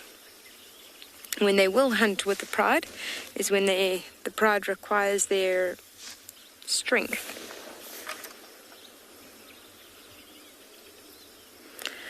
Helmond, their territory is close to 15,000 hectares. It expands. It's maybe actually a little bit less, because there's certain sections in this section of the reserve that they don't walk into. But yeah, it's about, I would say, maybe roughly, let's say 13,000 hectares. That's about the size of their territory. It does vary with prides of lion, and it will vary based on the territorial boundaries of other males. It will vary based on the number of males in a coalition. The bigger the coalition, the larger the territory that they can take over. Also, the availability of food. If there's not a lot of food, then they have to try and expand their territory as much as possible to open up to more hunting opportunities. So it does vary, but they've got a very large territory, these two males. It's about 13,000 hectares. That being said, there's sections of territory that they spend a lot more time in, and there's sections that we hardly ever see them do territorial patrols in. And the reason for this is that there's not a lot of activity of their prides in that area, of the prides of lionesses that they have taken over. There's also not a lot of food availability in those areas, and there's no scent of another male close by or anything that makes them feel like that territory is something that they need to be concerned about. You'll see this section of the reserve is where they spend most of their time, and it's because we have a nomadic male, what we used to call a Sutton male. He was the original dominant male in this area, and when they were introduced, they challenged him for his territory, and they drove him into the far northwestern section of the reserve, and he's been hiding out there. So they've obviously got the scent or heard him every now and then. They know he's the biggest threat to their territory, so they'll spend a lot of time here, which is just on the outskirts of where he spends most of his time, just to make sure. He's actually popped out twice since they've kicked him out of the territory.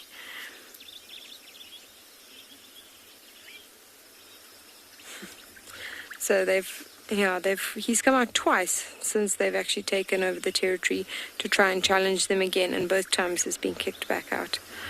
Teresa says they're having sweet lion dreams, and I think so. It's quite sweet. Sometimes you actually see them flinch just like humans. You'll see the paw flick occasionally, sometimes even growl, or, well, not growl, but moan in their sleep a little bit. I think they've found a really nice cool spot. You can see it's really nice and shaded, and they've got this lovely breeze that's blowing over them. You can imagine it must be really hot for them with that big mane. It was nice and cool just maybe 20 minutes ago. I had my jacket on and everything, but in that time the clouds have completely disappeared, the sun has come out, and the heat of the day has come with it. So I think they've picked their spot well. Picked their spot very well for the morning. And I don't see them going very far. In fact, what they might do, because as the sun comes up, this little patch of trees is going to lose its shade. But lucky for them, there is a drainage line off to their left, which will stay shady throughout the day. So I think as soon as the sun starts to bother them a little bit, they're going to probably move from here into this drainage line off to the left and spend the rest of the afternoon there until the evening.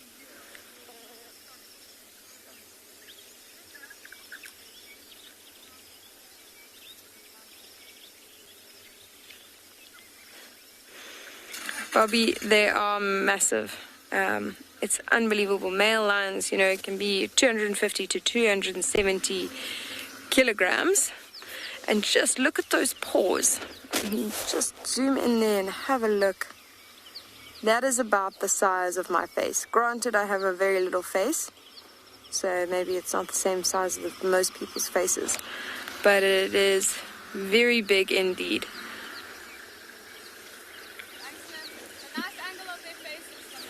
Thanks very much. Yeah, so they are very, very big indeed. One of the rangers just drove past and told me that there's a better angle from that side to get a good view of the face. Oh, and as she says that, classic, Look at that one rolling over. Oh, that is such a big belly. Oh, my word.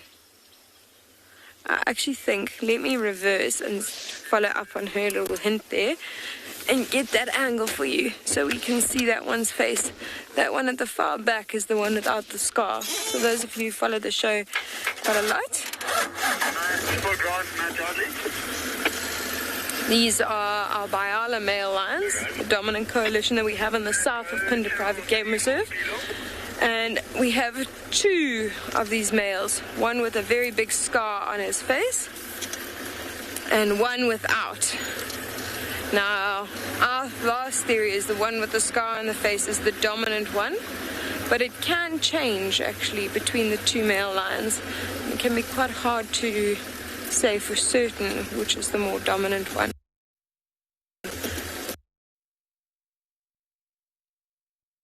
There.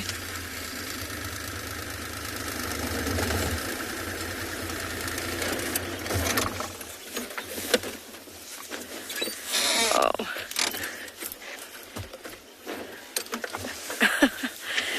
Look at those eyes. They're actually both looking up at us at the moment.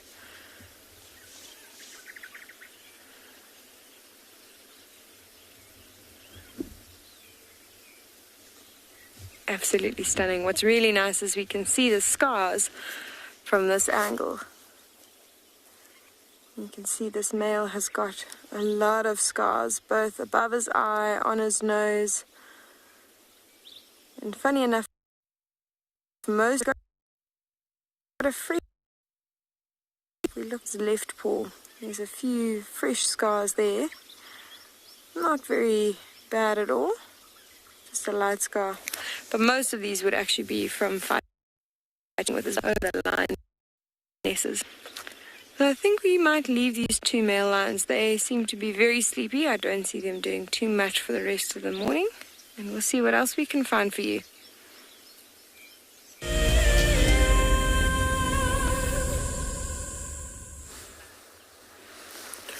Well, talking about sleepy lions, you can see we've got a sleepy cat. The good news, though, as you can also see, is that the sun really is out and hitting him quite heavily in the head, particularly, and along the shoulders, which hopefully is going to drive him to start waking up and actually moving.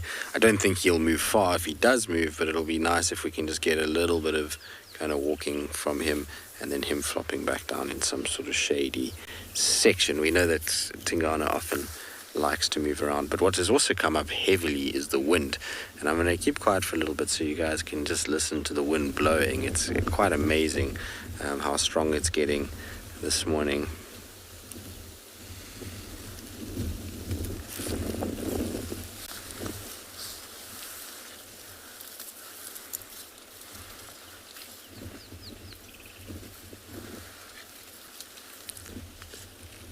There's these big gusts that are coming through, and generally that's what's blowing the clouds away, but it's also quite uncomfortable having wind blasting you in the face all the time, which is maybe why Tingana's having a rest.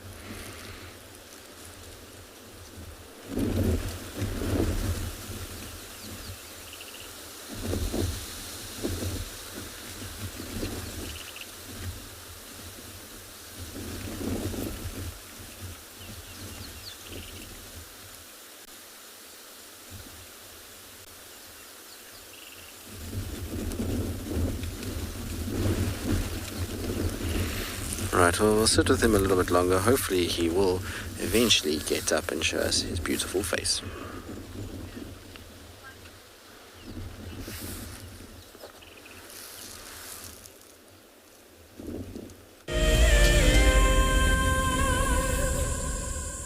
Hello everybody, welcome to First Rock on Torchwood, a wonderful geological sort of landmark here.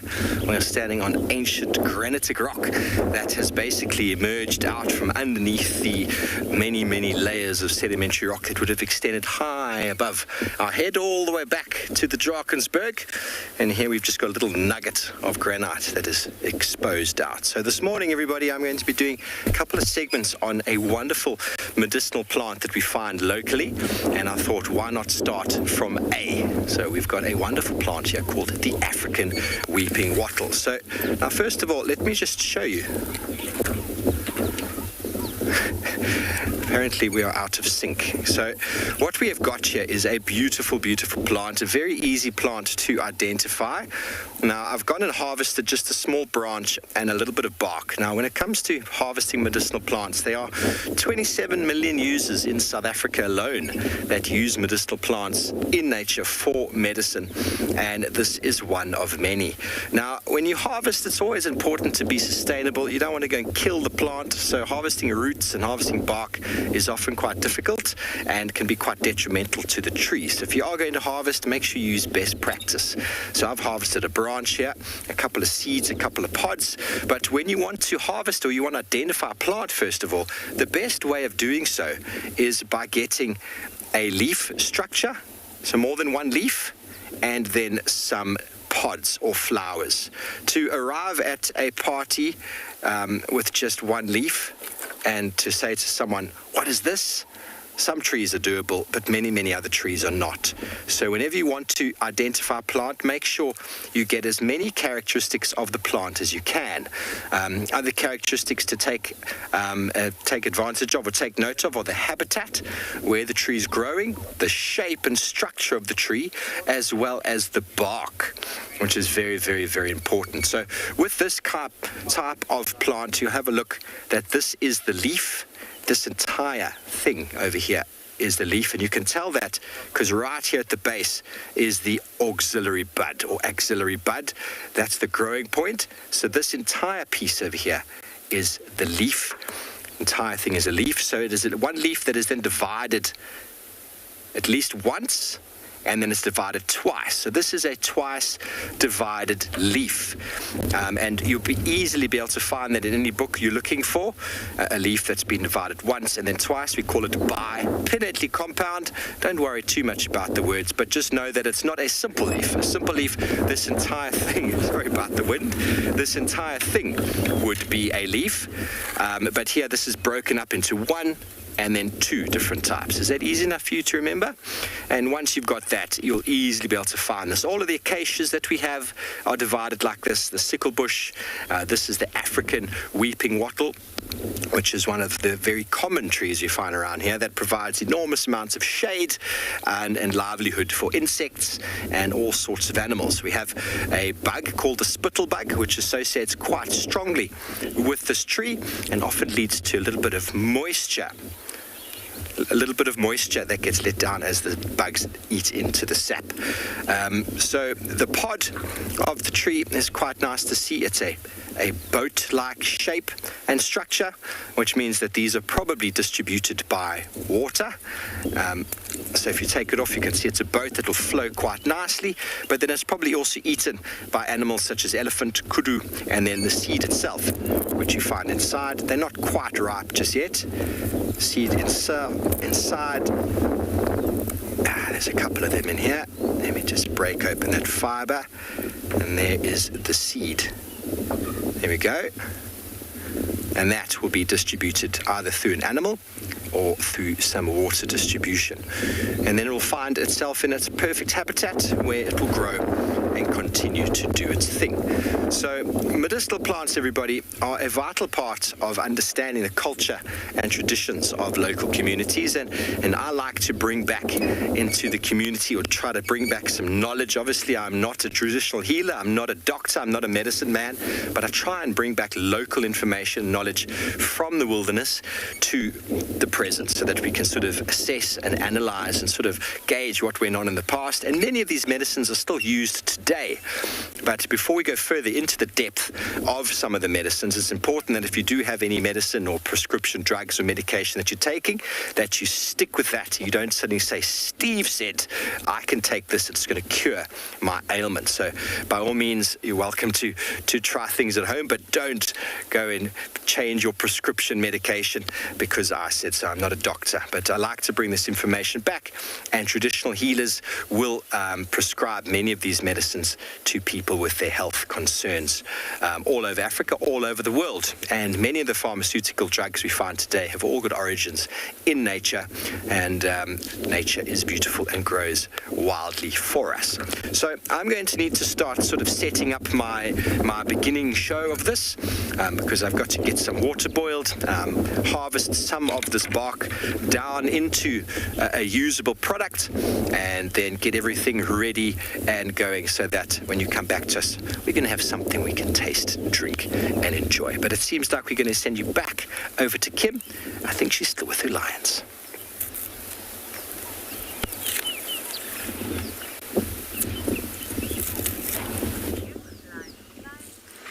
Well, unfortunately, a little bit of a technical difficulty at Phinda, but as you can see, Tingana is away. His head is up.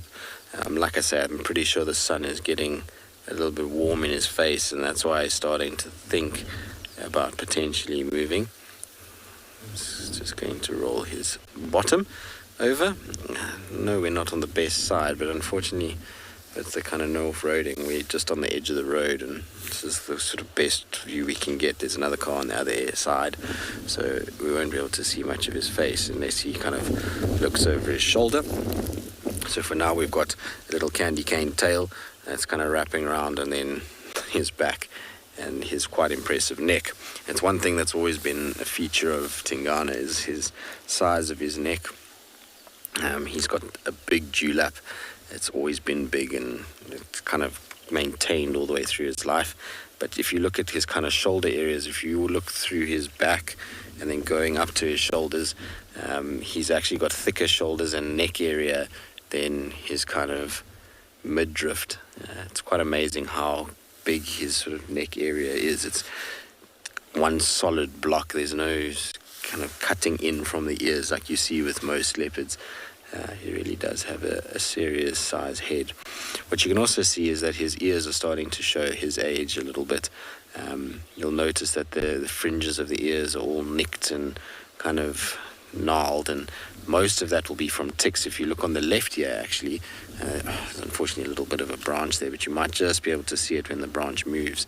There's a little shiny spot, and that is a tick on the tip of the ear, and as the years go by and the ticks get onto the ears, slowly they degrade the edgings of the ears, particularly, and older leopards start to show their age through the way the ear kind of appears.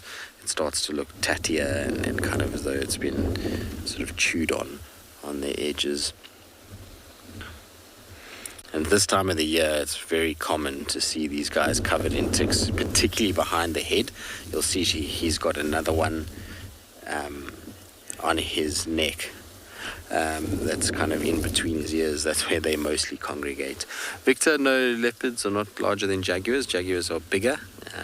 So to give you an idea, male jaguar would be about the size, a little bit shy of a lioness, and a female jaguar about the size, a little bit lighter than probably a big male leopard. So they're a lot chunkier and bigger than what the leopards are. They kind of sit between lions and leopards in terms of their size. Their feet are also very, very big, jaguars, and their tail's quite short and stumpy in comparison to a leopard's tail. Leopard kind of tail looks as though it's perfectly suited for its body and the same length as it is as the body is, whereas jaguar is a little bit shorter and like I say, less. I think they don't have as nice a tail, put it that way, as what a leopard does. Beautiful animals, those jaguars. They've got incredible spot patterns on them, and like I say, their size is something to behold.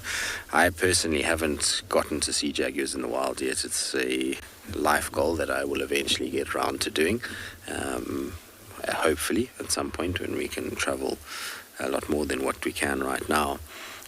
But yeah, it would be one of the ones that is high up on my list to go and see. It's an incredible animal, and the way that it operates is always so interesting as well, by being on the banks of these rivers, and then even hunting in the water itself, which is quite crazy. Okay, our leopard is still just sitting with his head up and hasn't decided to move just yet, but it sounds like Kim's lions have decided to wake up.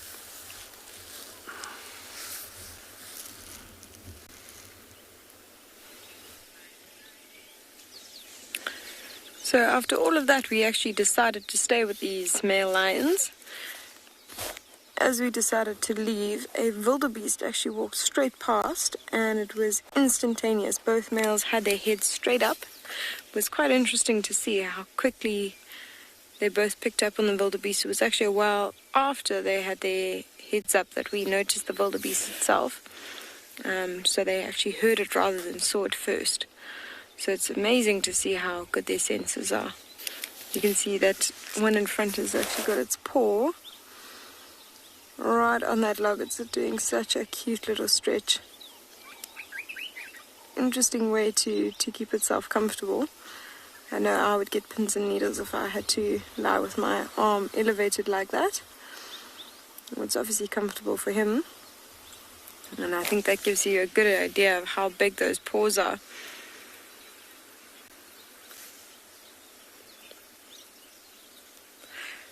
Tony, yes, they do. If you actually have a look now, you can see that you can't actually see any claws out.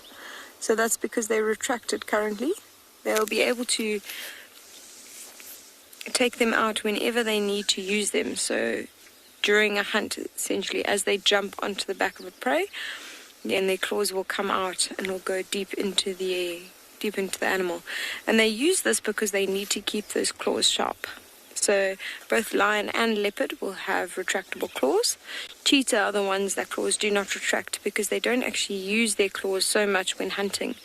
They actually trip their prey rather, and their claws are more used for traction as they're running around. So sort of like the spikes in rugby player or soccer players' boots that help them grip on the ground. It's the same with the cheetah. So thanks very much for that question. You can actually see the results of having sharp claws if you look further up that paw. There, there's two gouge marks and then another scar a little bit further up. So those aren't super fresh. You can see they've healed over quite nicely. They're not bleeding, but not incredibly old because those ones are still red at the bottom. They haven't turned black or healed completely. So those are definitely from a claw. You can see just the shape of it and how clean the cut is. Would have been from a claw. So possibly with the brother fighting over a female in the estrus, or even we've got two female lions on the reserve at the moment with quite young cubs. And I think, should the males get too close to the cubs, the lionesses are very, very protective of those cubs as well. So the lioness could even give him a bit of a swat to make sure he keeps his distance from the cubs and he plays nicely with them. Because they are very nervous of male lions around their cubs, understandably. Even the fathers of the cubs. There have been cases where one male out of a coalition has actually mated with the lioness and the other hasn't. And the other has ended up killing the cubs because he knows that those aren't his cubs. So they do need to be cautious of male lions around their cubs as well.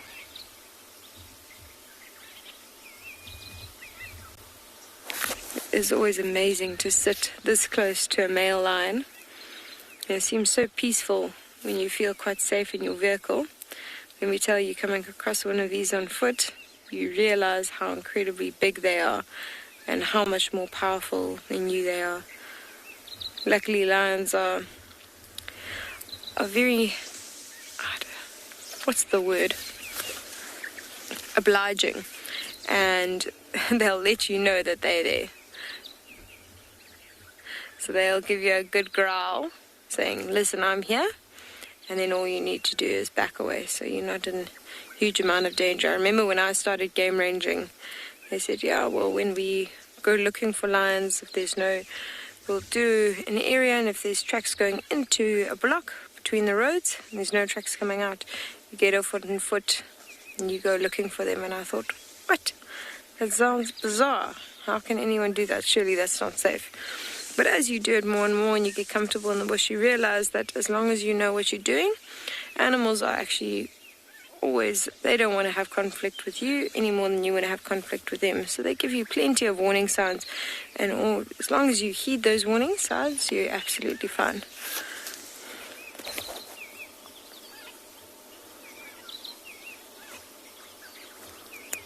It's so sweet to see these two lying. So very peaceful. Not a care in the world.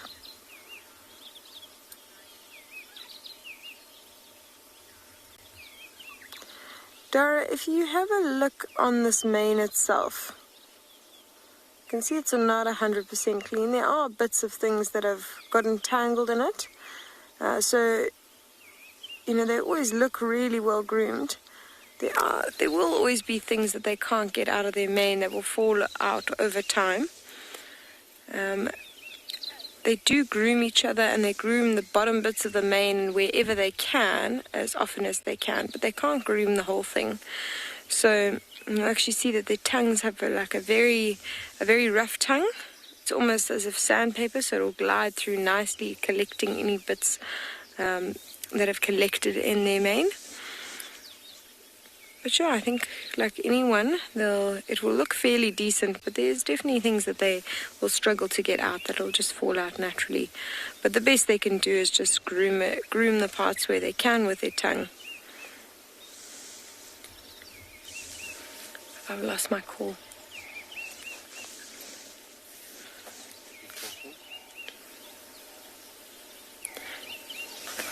So quite interesting. If you look at his mane though, it is actually in pretty good condition. Both of them have really nice clean manes. They've got a really beautiful color to their manes as well. You can see how dark it is at the bottom, very dark in color, and then you can see that golden blonde coming out at the top. When we first got these males, their manes were completely blonde. They've gotten darker as they've been here over a period of time. Really stunning coats on them at the moment. Also our coalition up in the north have very similar sort of coloured mane, although I think their manes are slightly less dark in colour. Just a little bit less dark in colour. Oh.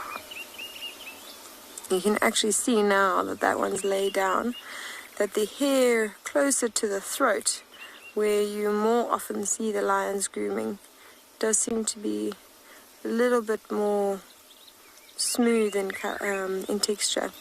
The one at the back seems to be a lot more coarse. So perhaps that is from just more regular grooming that happens. Could also be just the fur itself is a bit softer there. You can really see that scar quite nicely along the eye.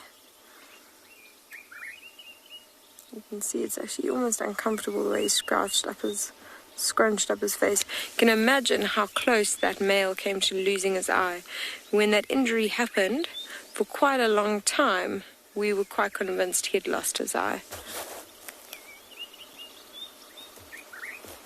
You can see lots of scars on his nose as well.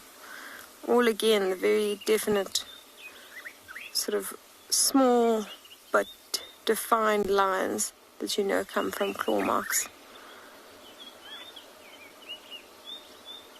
You can also notice his nose is very black in color, the one at the back.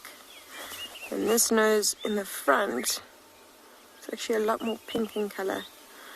That's one of the things we used to age cats. It used to be the accepted method on how to age them more accurately. Pink noses were younger. They're supposed to change to black noses at about 7. That was accepted for a while, but there's been a recent study on aging leopards. It was very interesting. It looked at the few different methods that you would use. One was the amount of scars on the face, one was the formation of the dewlap, one was the pinkness of the nose, and the other was ear condition. And the pinkness of the nose seemed to be actually the least accurate, and ear condition was the most accurate, as they lose condition in their ears as they grow older, which is actually something that passes on to a lot of species. You can use ear condition in most species to age them. But I think these males are going to stay here for the rest of the afternoon, so we are going to leave them in peace and see what else we can find.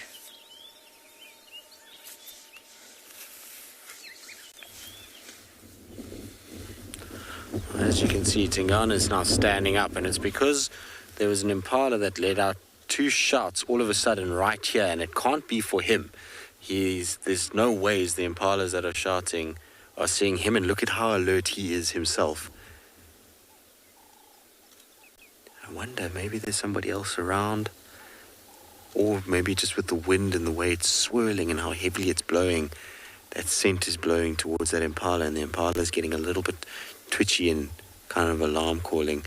But you can see how quickly he woke up. The problem is that I think he's going to walk straight into this block, because the impala is alarm calling inside the block, not kind of on the road area.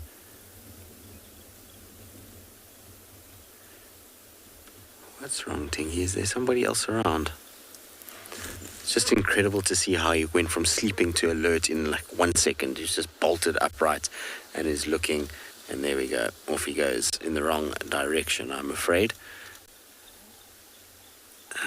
Let's see, maybe we can try and find where this impala actually is.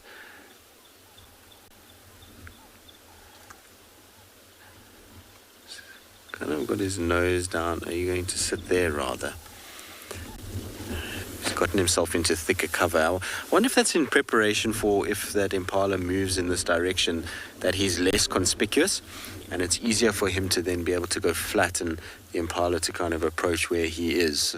It might be the case. It might be why he's putting himself in that area. Do you see he's up again? Maybe he can see it. I'll just get my binos out quickly. Maybe I can spot this impala through the thickets. The grass is so long in the direction that he's staring that even if there was an impala in some of those areas, I don't think you'd even see it. But I can't see anything. Even horns or sign of movement. There's nothing. It was interesting though, the impala wasn't shouting as though it had definitely seen something. It was more of a shout of, let me move a little bit because it's gone around that bush. It was more of a shout of, I've smelled something, or there's something close by, I don't really know what it is. We saw it yesterday with Inzutini. It was exactly the same, is that she was there and the impalas kind of knew something was up, but they didn't really know where. And so they were kind of like snorting, but half-heartedly, if that makes sense. Just trying to see if I can pick him up, but there he is. He's just parallel with us. Oh, that's beautiful, looking at those rosettes going through this green grass. It's as good as one could ask for. He's just stopped behind a little bush there at the base of that termite mound. I'm hoping he's going to go actually up onto the mound itself and give us a really nice view of him. It's difficult though, because you can hardly see his coat. You can just make out the spots behind that bush. Lee, you say he's so well camouflaged. It's amazing, isn't it?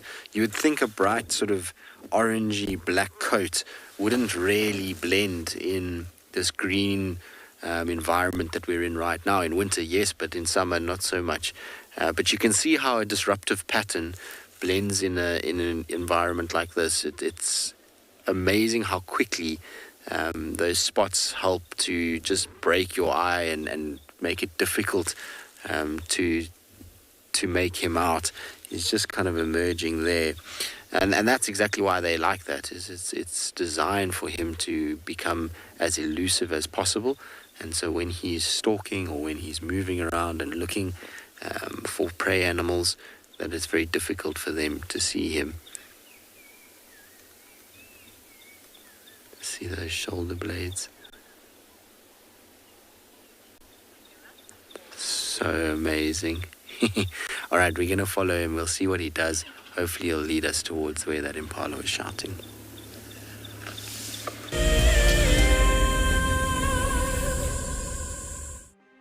For the month of January 2021, we are offering a chance to win a unique Wild Earth expedition to the magnificent Tswalu Kalahari. From the ancient Kortai's Koranenberg Mountains to the southern Kalahari's Red Sand Dunes, Tswalu offers what travelers crave most: space and time. The winner will explore this landscape in a vehicle, on foot, or on horseback, with a chance to go behind the scenes with Wild Earth and of course meet the meerkats. The prize includes a 3-night stay for you and a friend at the luxury Motse Lodge, including flights from either Johannesburg or Cape Town. Open to all Wild Earth explorers who have signed up before the end of January 2021. Terms and conditions apply. My name is Ross and I'm a field guide at and beyond Phinda Private Game Reserve. I love getting questions from guests on Wild Earth because I love sharing and learning information about nature with new people, and it also makes me feel like you're all joining me in real life. If you want to ask a question on Wild Earth, then you need to register on our website. Once registered, go to our live safari page and submit your question below our live feed. Have you been watching Wild Earth and dreamt of being right there on safari with one of the guides? Well, now you can. Wild Earth is offering you a chance to buy a ticket to dream. You or a friend can hop on board a live Wild Earth show and join our guide on safari. The ticket is redeemable at any of our locations, anytime in the future.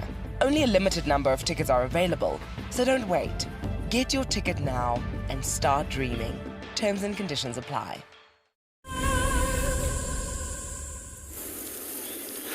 Welcome back to First Rock on Tortured, everybody, where we are going to be breaking down Medicinal Mondays of the African Weeping Wattle.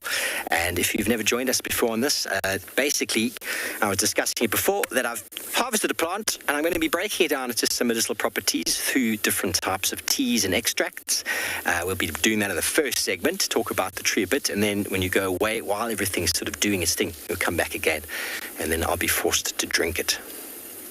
Very lovely. Okay, so first of all, I've got some water boiling over here, and we're going to make ourselves a bit of an infusion.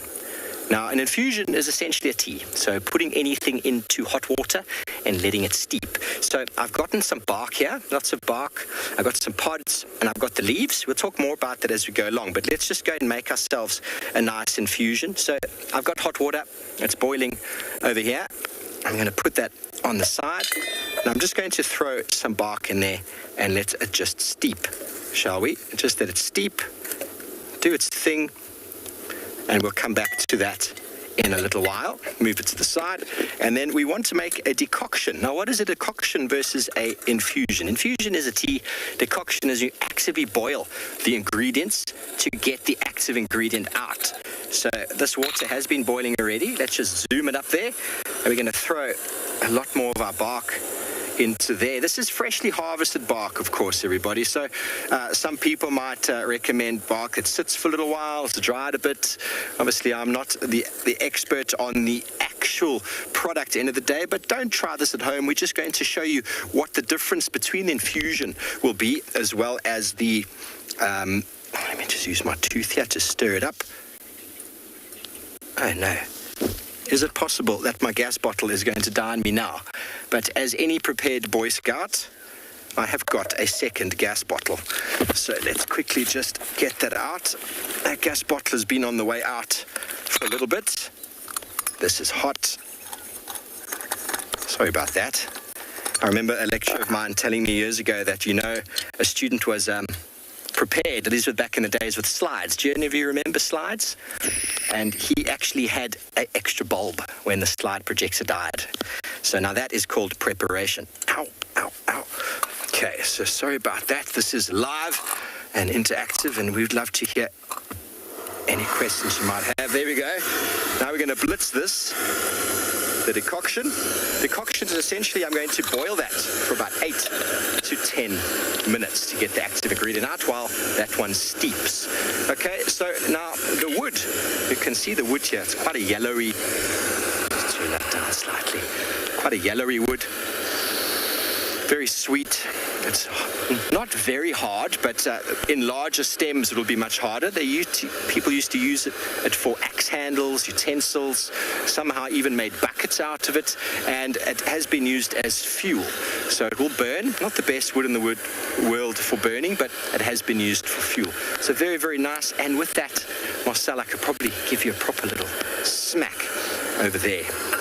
Okay, one thing that it's also very popular for is you have a look at the leaves over here, a little bucket of leaves over here. This is also known as the poor man's toilet paper. It's very soft and very frizzly.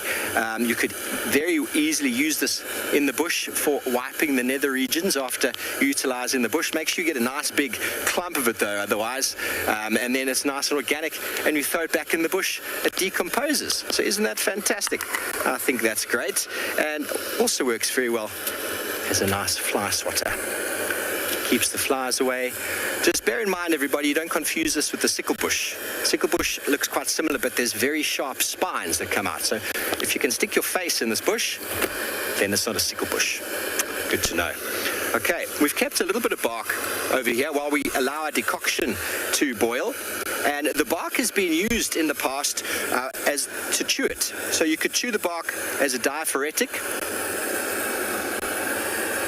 which means it will induce perspiration to help to bring fever into the body, to help you eliminate any sort of ailment that you might have. Colds, fever, mouth ulcers.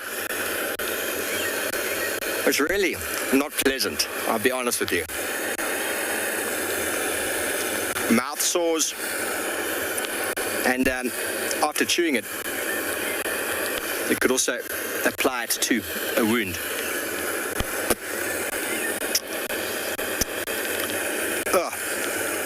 That's not great.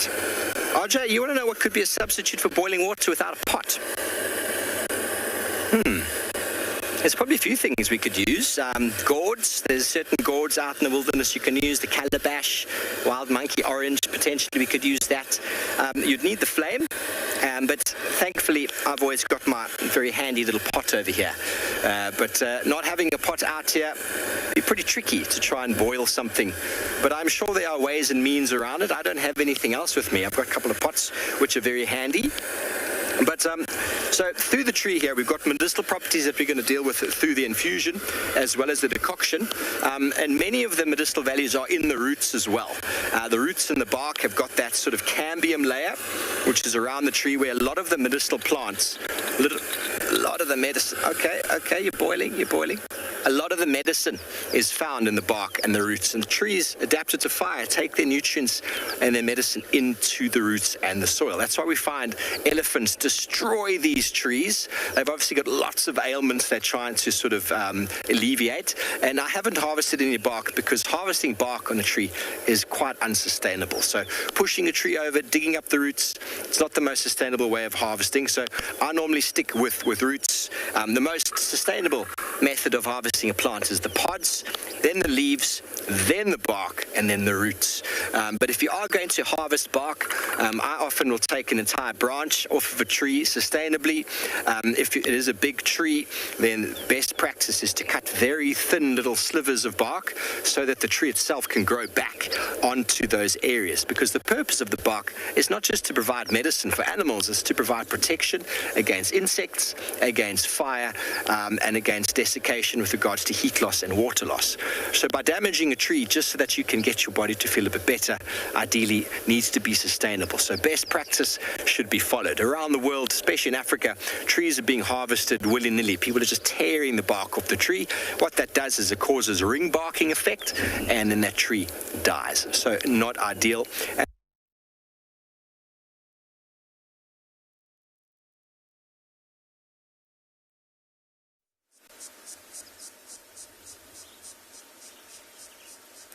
Welcome back.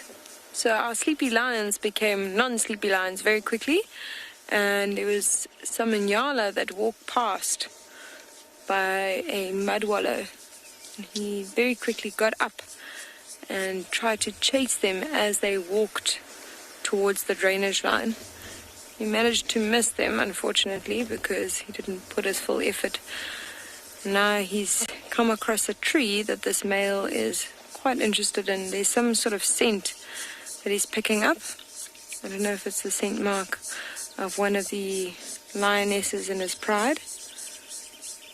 But he certainly is very interested in what's going on around here. In a sense. He seems to be walking back that side now.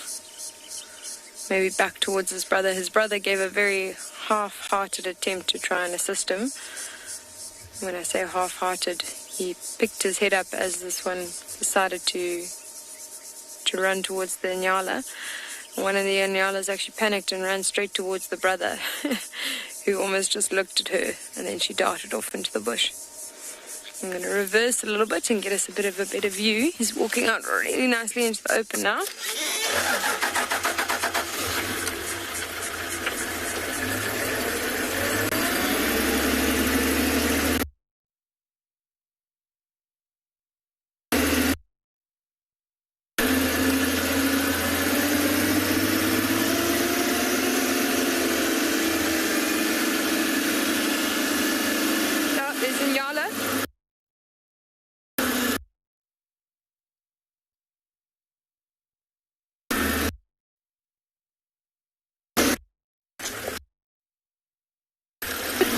They're busy hunting the Nyala. Alrighty guys, so we unfortunately didn't have any luck with the meerkats this morning. We were at the burrow where they went down last night, but it would seem like they had a very productive day yesterday. So taking quite some time to wake up. So we decided we'll rather come back tomorrow morning and have a look if they're doing anything there. We are back in the area where we left the cheetahs earlier, just trying to find them quickly. Don't know if they moved or so on. Tried to get a hold of Kyle, but I think he might have sat with him for a little while longer, and his radio actually powered down on the vehicle, so I couldn't contact him now. But yeah, they are around. We've actually picked up on some leopard tracks from during the evening just now. It doesn't look super fresh, but we'll have a look and see. Maybe we get lucky and we see a sign of one of them around. But yeah, like I said, we're back in the area of the cheetahs and just trying to see if we can see whether they went in a direction or not. This leopard was busy here. Coming down again like this. Don't know if you guys can make out. Let me just do this quickly. So if you have a look, there was a hyena walking over here, but here you can see the leopard track, female leopard track. So here you can see the female leopard track coming into the water like this, and there was some hyenas that came in and out again as well. So yeah, potential. Well, I mean, she moved down like this, so we might get lucky. We'll just have a look and see if we can find the cheetah tracks as well, and see which direction they went into, and if we get lucky, maybe we get both the spotted large cats in the last little bit of this drive. But I'm not seeing any activity of them coming over this road though, so with that being the case, they might have gone down this way.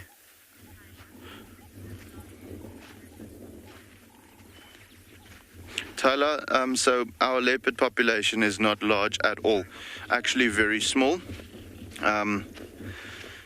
They estimate about 7 adult leopards over the entire Tswalu. So with that being the case, I mean, that's super small, considering that if you are in the Sabi Sands, they talk about close to 200 leopards, and the reserve is 40,000 hectares smaller than what Tswalu is. So yeah, Very, very small leopard population, but as you can imagine, okay, this year is a good rainy year, but as you can imagine with the normal drier conditions out in the Kalahari, the animals' territories have to be much, much larger to be able to facilitate their needs, you know, not only den sites but also the availability of food and water, hunting opportunities and those types of things. So with that being the case, we don't see leopards often, so when we do see them it's quite a treat. And actually the last leopard I saw was about 2 weeks ago. But that was only my 5th sighting of a leopard since I've been at Tswalu, so over more than a year. So you can imagine how I'm missing it coming from the Sabi Sands. But it's always special to every now and again see them and be able to enjoy their specialness, especially out here in the Kalahari. You know, it's not a sighting that you bank on often.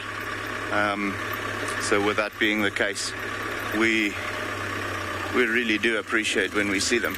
So that we know of, about 5, maybe 6 females in the area, and then one big male, but a monster of a male. The trackers say that sometimes when they see the track of that male leopard, it seems like at first glance a female lion that's walking around. But yeah, guys, we're gonna have a look if we can find these cats, either the cheetahs or the leopard. For the meantime, we're going to send you over to Kim with some action, okay?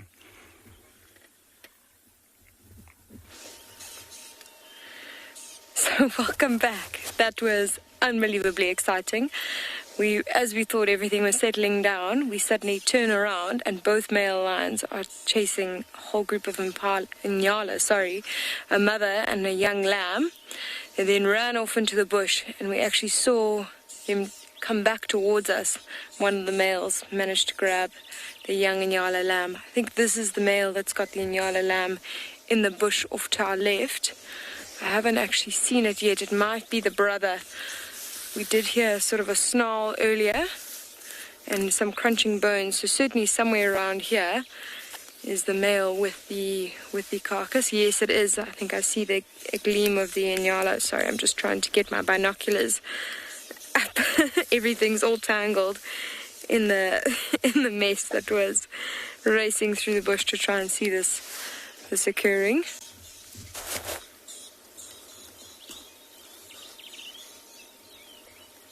Phew. You can see that Inyala just lying in between those two paws of that male lion. You can see him panting as well. He's exerted quite a bit of energy trying to catch that Inyala lamb.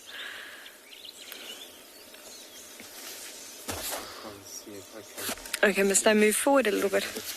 Sure. Sorry, everyone. We're just going to reposition a little bit here, just so you can all get a view of what we're seeing now.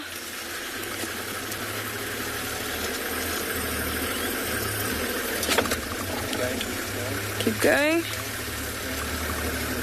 Good there. Okay. Alrighty. Everyone see that now? Fantastic. What's amazing is that it's the male without the scar in his eye. So this is the well-fed male that's managed to grab this young Inyala lamb. And the one who hasn't fed still is going without. So it's quite an interesting show of the the understanding between the males. Even though this one is quite well fed, he's not going to share at all with his brother. He's going to keep this all to himself. Although in fairness to him, I suppose it's more like a little snack, you know, a light chicken wing for something like a lion of this size.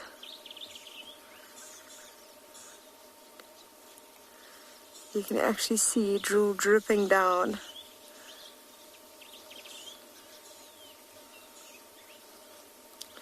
Drusilla, when we talk about success rate, you know, you can read lots of different articles on success rate, and this book publishes this and this. It's going to vary with the pride of lion. It's going to vary in in the area. It's going to vary for the time of the year. So to give an actual success rate is just a bit misleading. I do think that the success rate is lower than other animals like cheetah or wild dog, because lion are very, very opportunistic. So it depends also on what you count as a hunt, so a lot of the time they give a half-hearted attempt. Sort of they'll stalk and they'll try, but you can see they're not putting in their entire effort, and then they give up when they've decided the animal's too far. So very difficult to say exactly what the exact percentage is, but I would say it's less than 50% though, far a bit less than 50%. But yeah, they are quite efficient because they hunt in a pride. So while they're very opportunistic, so sometimes they take opportunities that perhaps aren't the best, they also do have the added advantage of you can see he's got a bit of hay fever going on here. So they have the added advantage of hunting in a pride.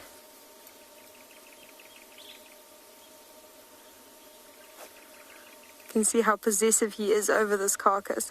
Just look at his stature. You can see he's actually got his paw right over that carcass.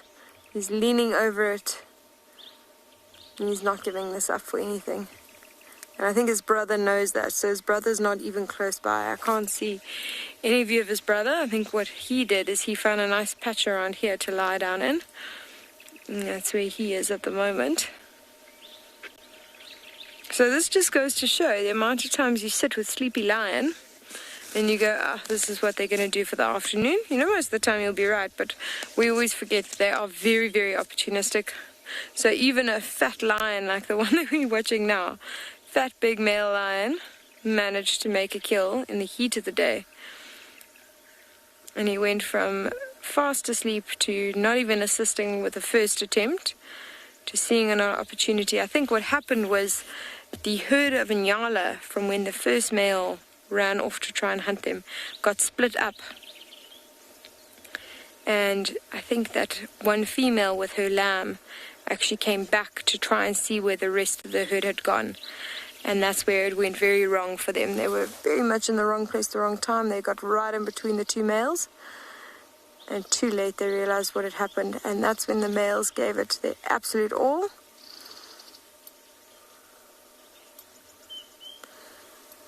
So we are going to sit and see if this male starts to feed on this carcass anytime soon. But in the meantime, we're going to send you over to Mole, who's found his spot again.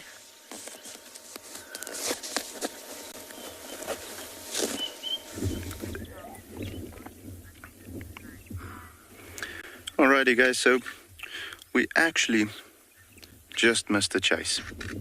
So we went around the dam, had a look, and Veronique, our meerkat habituator, came to the rescue again, said she had them.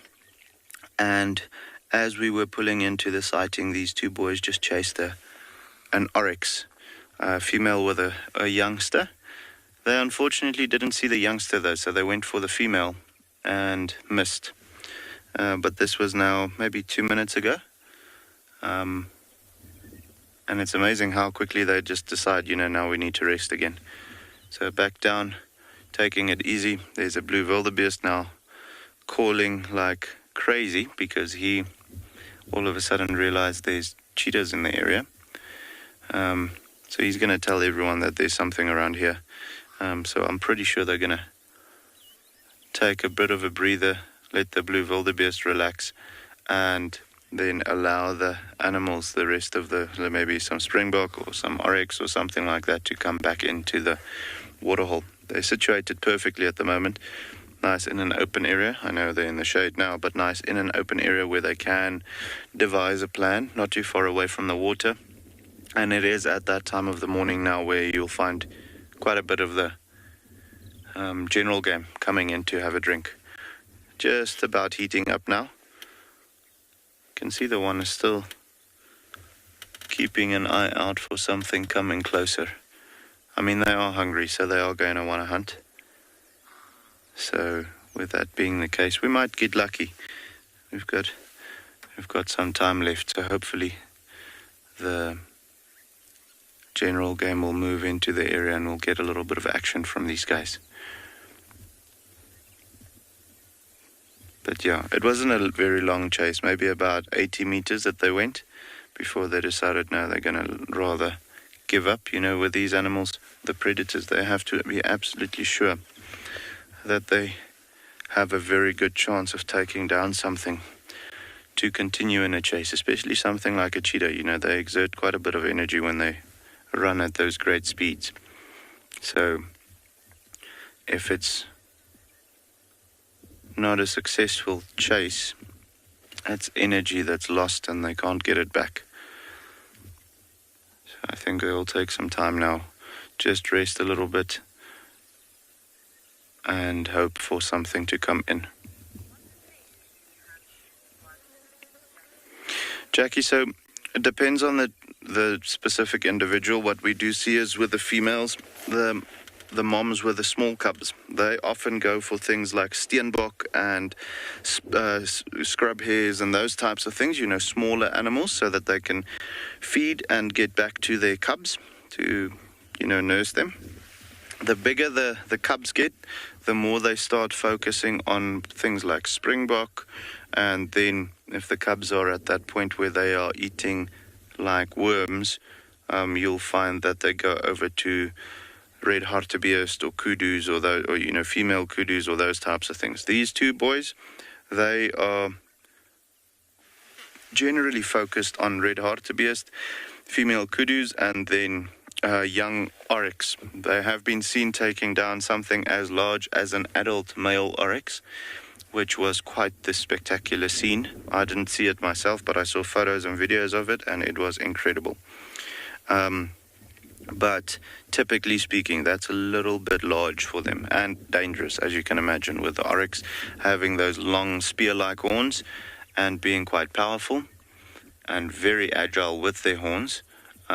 It is always a threat for the cheetah to go for something like that. So they'll rather go for something without horns, like an adult female kudu, which may be larger in size than the gemsbok or the oryx, but a lot less dangerous. So yeah, but what we find them on most often is probably female kudu and red hartebeest for these two boys. But it, like I said, it will depend on the different individuals. Some like springbok, some like impala. Each one has his own little taste and comfort zone as to what they are able to take down. There's a female cheetah here that's got 2 cubs. They're quite large already. She started with 5, but unfortunately 3 of them didn't make it.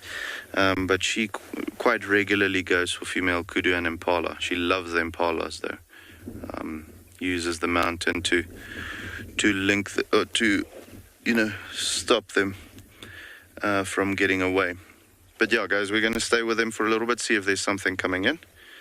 For the meantime, we're going to send you over to another location.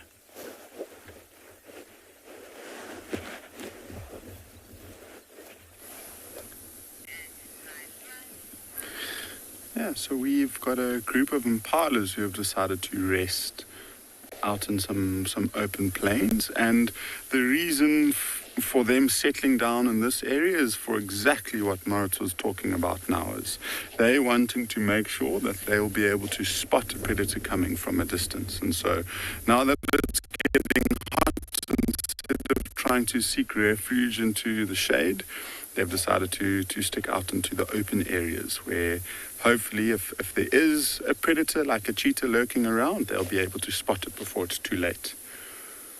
And see, all of them in this little group have got horns, and the majority of them, especially the small group, have got those horns that are pretty much pointing in towards one another. And so they are a group of youngsters, and over to the left-hand side is a much bigger male, the typical adult horn structure that you see with impalas. And so they're grouping together just to make sure they've got more eyes and ears, much easier for them to spot something. And then there's actually a group of females that is a bit further away up the airstrip. And see them there doing pretty much exactly the same thing. It's quite interesting how they didn't decide to just join them, but at this time of year, it's very typical that we see the group of females with the youngsters, and then the males are around, but they're always slightly separate. It's not going to be too long now until we enter the rutting season, which should happen within the next 2.5 months or so. And we'll see a completely different dynamic with impalas at that stage.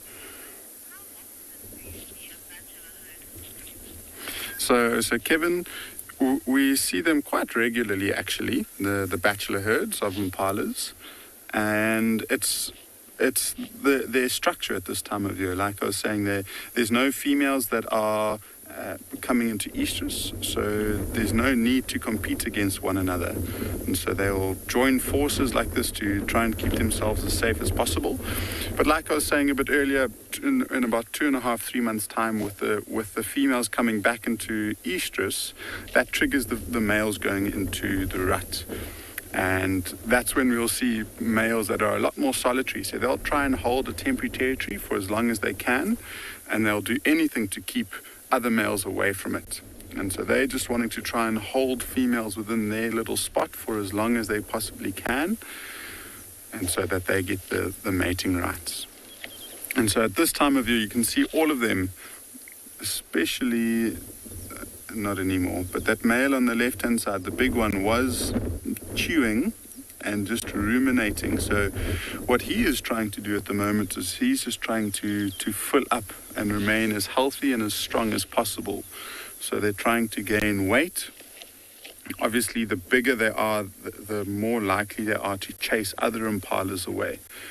And so he's trying to just conserve energy and just try and get it nice and big before he starts competing for females, because when he does so, that's pretty much the only thing that's on his mind, and he just wants to chase other males and mate with females. Annette, very impressive horn. So if he's hanging around this area, this will be a very good spot for him to set up his temporary territory to attract the females in towards. And he'll have to use those horns quite aggressively with other males because this is quite a prime spot. And so he'll have lots of competition when the time comes. And so doing what he's doing now is resting and eating when he gets the chance is exactly what he needs to be doing. And these impalas seem to be quite settled in for the day.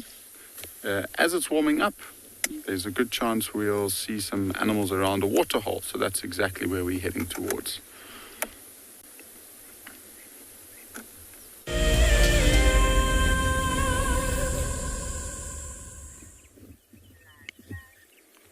Alrighty guys, so if you've ever seen an upset blue wildebeest in your life, that's what they look like.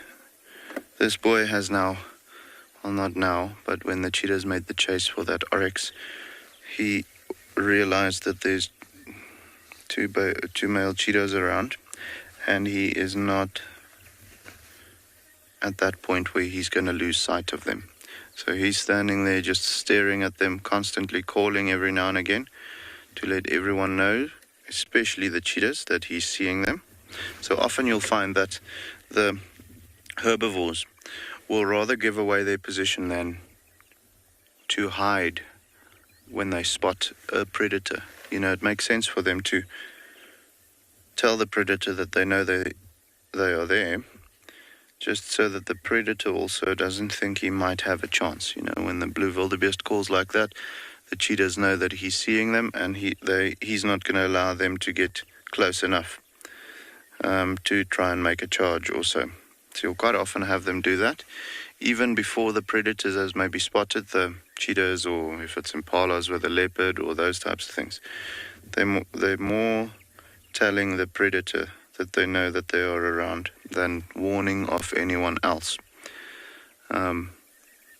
which makes a lot more sense for them. So yeah, as you can see, the cheetahs are very relaxed at the moment. They're not even thinking about going for the blue wildebeest currently. Which makes sense because that wildebeest is in any way a little bit big for them. So we're going to stick with him for a little bit, see if there's something else coming in. If there's something that happens, we'll let you know, okay?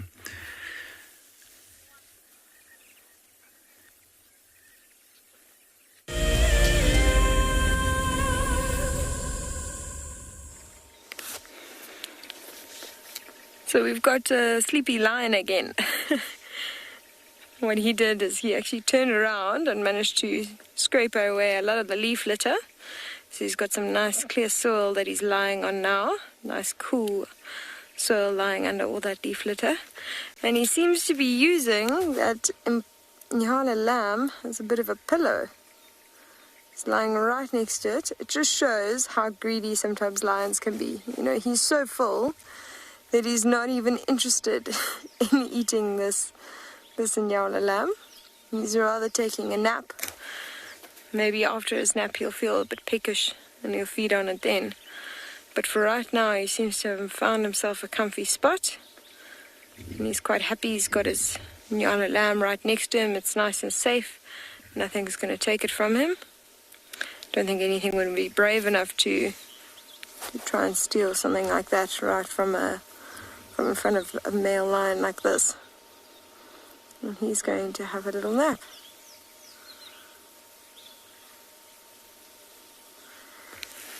Miley, thanks for your question.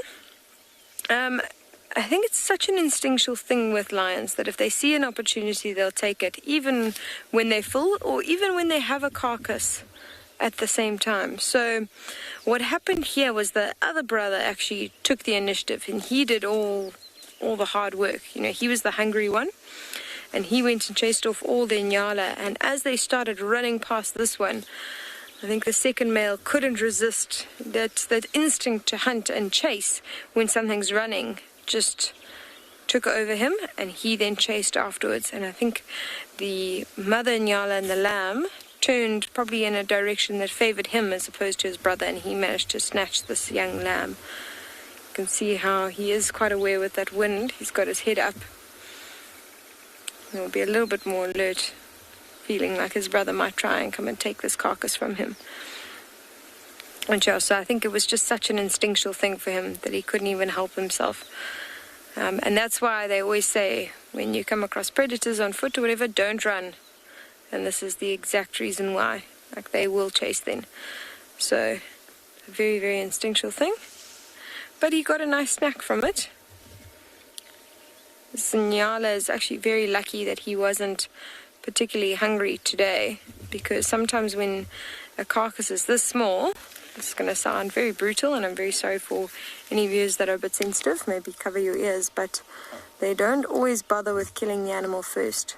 So something small like this, even a small warthog, they'll sometimes just feed on it while it's still alive. They won't bother killing it because they know they've got so much strength, won't be able to fight back. Just spotted the other male. Oh, where's the other male? Straight across here to the bush. Oh, Glenn's just told me he spotted the other male. I think that's what alerted this one here. Dolly, no, he won't. I saw his tail there. Between those two trunks coming up, I can see it good on my side here. Yeah, Dolly, something as small as this, he wouldn't. Lions are incredibly protective over their kills. And, you know, maybe if it was a large enough carcass where they could both feed quite happily, and they wouldn't be very close to each other, then they would share. Something like a buffalo carcass, giraffe, even maybe a large zebra or wildebeest, they would share. But something as small as this, even though this one's full, he's not going to be sharing it with his brother. I'm just trying to see where his brother is at the moment. Yeah, I think my angle's a bit tough now. He's doing exactly what we thought he was doing. He's also stuck close to his brother, found a patch of shade somewhere here, and is just lying down.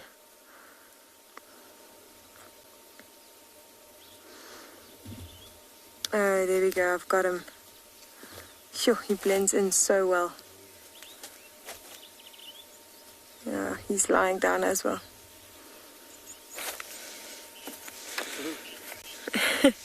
AC, thanks for your comment. He will indeed. These male lions are very strong and very efficient hunters, and more than likely, later on in this evening, he might actually join up with one of the prides. You never know. I think once they're together, they've done their territorial patrol, so I think they're going to go looking for one of the prides this side and make sure that no other males have taken over their prides. So I think what might happen is this is going to be a knock-on effect. I think the other male might steal a kill from that lioness should she have a successful hunt this evening. And maybe not even steal, just feed first until he's full and he's content, and then he'll leave the rest. That's saying if there's enough to go around.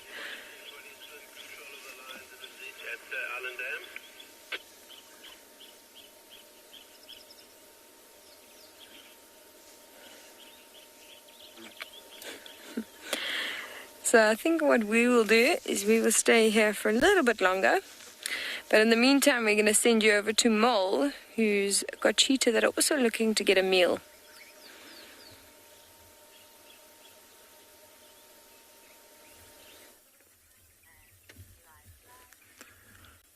Alrighty guys, so yeah, I mean these cheetahs are very flat at the moment, but they are constantly looking out. They are hungry, so if there's something that comes down to the waterhole, they are definitely going to try something. I'm pretty sure of that. The wind is perfect for them for something that comes to the water, except for if it's coming from where we are sitting, because then they'll smell them. But anything coming from the south or the west will be able to come into the water without knowing of these cheetahs. The blue wildebeest is now also relaxed. He's not calling anymore, which is great because that means the animals coming in won't know that there's something going on at or around the waterhole.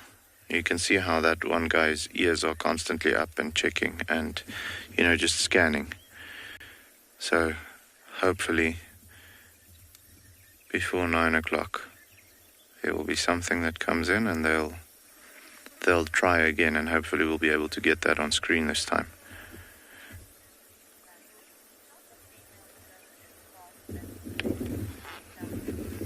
Douglas, yes, the cheetahs with the males and the females, you'll find that sometimes females can almost be faster. I've seen that not necessarily with cheetahs, but with lions. There's a definite speed difference when you go between females and males. The females are much more agile, much faster than the males, but the males don't, specific to lions now, the males don't need as much speed because they've got the power. They can go for things like buffalo and so on. But with the cheetahs being both small, they are just as fast. You'll find certain individuals that are faster and certain that are slightly slower, just like in humans, how some can run super fast, others not at all. It's just a genetics thing, but typically speaking, with a cheetah, it doesn't matter about the gender. They're fast enough either way. So for something like a female, it would make sense for them to be almost faster than a male cheetah, because the males, again, they can, just like with lions, use their power to take down larger prey, which means the larger the prey animal, most likely the slower it will be. So they don't necessarily need as much speed, they need more power. Whereas with something like a female being slightly smaller, she'll need more speed because she'll have to go for things like springbok and steenbok, those types of things. The smaller the animal, to a certain extent. I mean, obviously, if you go down to the size of a mouse, that's going to be something different. Then you can't be as fast as a cheetah anymore. But anything larger than a steenbok, smaller than, I want to say, a nyala, so impala, springbok range, they're going to be much faster than something like an oryx, just because they need to be.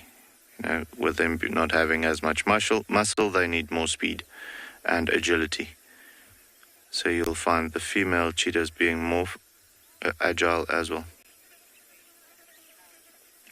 LT, so they can continue, typically they can continue in a chase for up to about 400 meters, which, as you can imagine, with a cheetah goes past very quickly. But anything farther than that will cause in them starting to overheat.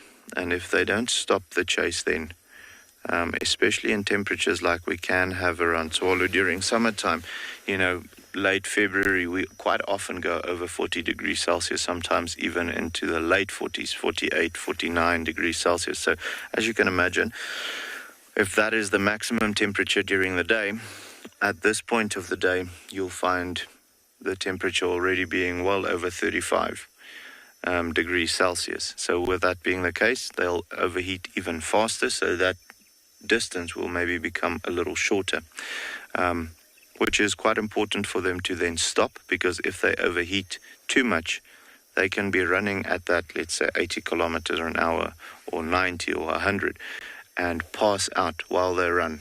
And I mean, you can imagine how hard the fall is going to be when you're running at 100 kilometers an hour and all of a sudden you're unconscious. So very important for them to not continue in a chase for too long. They are, however, able to continue in a chase much longer than, let's say, a leopard at full speed. Something like a lion, funny enough, they can, if they hunt buffalo and those types of things, they can continue in the hunt for longer, just because, with a buffalo, they don't necessarily have to run at full speed to get to them. They can sometimes trot behind them, and then it's more a chase game than a chase, than anything else. But yeah, typically speaking, around 400 meters, so a quarter mile for a cheetah to be able to run at full speed in a chase before they have to stop. That's the general average that we work on, or that they work on. If anything further than that becomes dangerous for them. So yeah, guys, for the time being, we're going to remain with these cheetahs, see if there's something coming down to the water. They are constantly scanning, but while we're waiting, we're going to send you over to Kim with her lions, okay?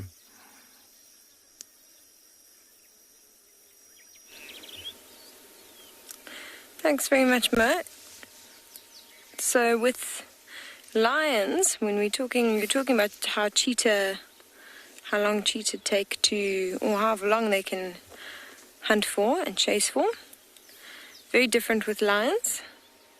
So lions don't tend to chase over very long distances at all. They've got short spurts of energy, and they're able to cover a couple 100 meters maybe.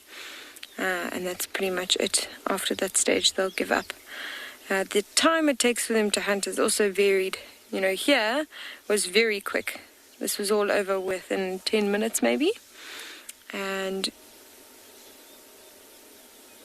sometimes they can actually take quite long. I've sat with lions that have been stalking for well over an hour. And the reason they would do something like that is limited cover or waiting for the right opportunity. So if animals are walking towards them, then maybe they'll rather sit and wait for the animal to get closer than give their position away too soon. Also, with limited cover, they have to move very slowly and very carefully, because animals are very much tuned into movement as opposed to actually spotting the predators themselves. So exactly what we saw this time. The male lions were lying there doing nothing. And, sorry, I'm just trying to reconnect onto this call. Excuse the phone. So in this case, these lions were... Sorry, 1 second. They were lying down and watching these animals, and they weren't moving, but they weren't covered by anything. They were very much out in the open. None of the Inyala noticed them whatsoever. And the male actually waited for them all to cross out the open area into the thicket, and then he ran where he knew he had a bit of cover now. And once he did that, ironically, once he had the best cover, they actually noticed him then because of the movement and the sound. So they'll actually try and limit their movement, especially when the animals are looking at them as much as possible. So that's the difference there. You can see he is quite hot. It is really starting to heat up, even though he's got a nice shady patch there.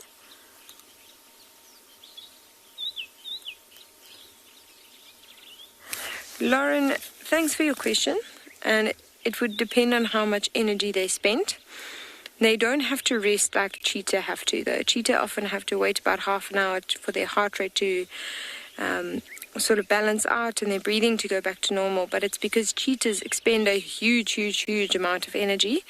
And also cheetahs are taking that time to check for any predators around. So, they know that the alarm calls of something and that disturbance might actually draw something like a lion or a leopard into the area, because lion and leopard know that they can steal kills from other animals. Much easier for them to steal a kill from a cheetah. All they have to do is walk up to it and then they have a new kill, than it is for them to actually hunt something by themselves. So it's also a strategic move on a cheetah's part to wait. Lions very often actually start eating straight away, as I was saying before. Sometimes they don't even waste time to properly kill the animal once they've caught it. I've witnessed them tearing it apart while it's still alive. And that strategy is because when they hunt in a pride or when they hunt with male lions, often there's a bit of competition over that carcass. It's amazing how they will work together right to the point where they've caught the animal, and then it's all bets are off. Then it's every lion for themselves. And so they often start feeding straight away on whatever part they can, so that they can at least get some meat before one of them decides to sort of out-intimidate the others or to pull the carcass away and snarl out the rest, so they feed first. There's always a very definite hierarchy in a pride of lion on which ones feed first, and it goes males, and then the dominant females, which often will make sure that their cubs feed first, then they feed, and then the rest of the pride. So it's in the interest of whatever lion's there to start feeding as quickly as possible. So quite the opposite to cheetah.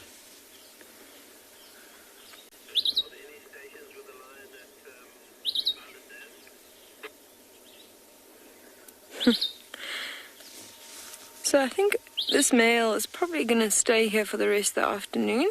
We might give it another 10 minutes and see if he eventually starts feeding, but I think he might also end up lying down and sleeping until he's a bit more hungry. But in the meantime, Eric's managed to find you some cats as well, so let's see what he's got in store for you.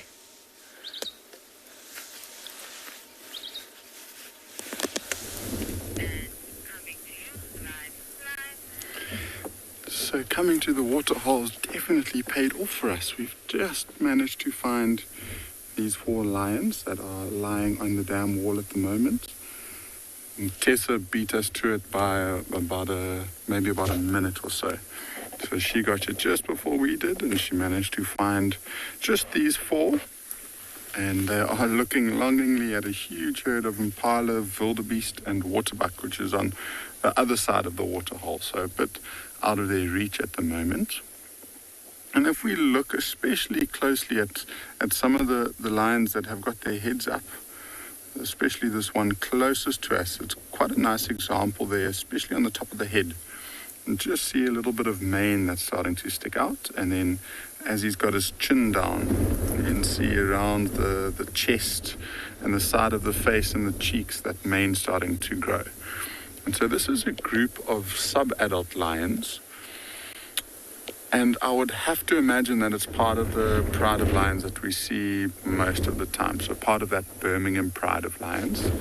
It's a bit unusual to see the 4 of them by themselves. And I wonder if they weren't separated at some point in the last couple of days from the main group, or they could just be resting in this area whilst the females have moved off to try and find something to hunt. They're at that age where they're almost, well, some of them are 2, some of them are almost 2.5 years old. So they should really be following the pride around and the adult females most of the time. But every now and again they still get left to their own devices. Let's see, that one's sleeping. And so we've got, it looks like it's that one there. She doesn't have any of the long facial hairs like that other male does. So she's a young female. So it looks like it's 2 females and 2 males that are here. And usually it's a group of 8 that are around. And so there should be another, what is it? I think another male and 3 other females that should be here.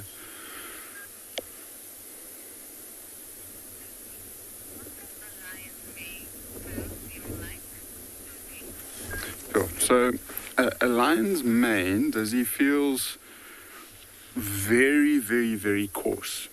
At this age, you probably won't find that it's as coarse as it is when it's a male. But if you were to take those 2 male lions you've been watching at Phinda, that fur is so coarse that you can't run your fingers through it without your fingers stopping. And the reason for that is that it just acts as like a big cushion and a protective layer around the vulnerable parts of the throat and the back of the neck. And so when they are fighting, you can just imagine, I mean, it's potentially an animal that weighs close to 230 kilograms, so close to 500 pounds. And you can just imagine the force that they can create with the front paws. And if these male lions are fighting with one another, they smack each other with the paws, they bite each other. And so that mane is there to serve as a protective layer. It's quite similar to that old school coat of steel armor that you see on those knights back in the day. So it serves the same purpose. It's just to stop the brunt of the force of a blow or a bite. And I think it also, it helps as a way of being able to judge how big another lion is without having to.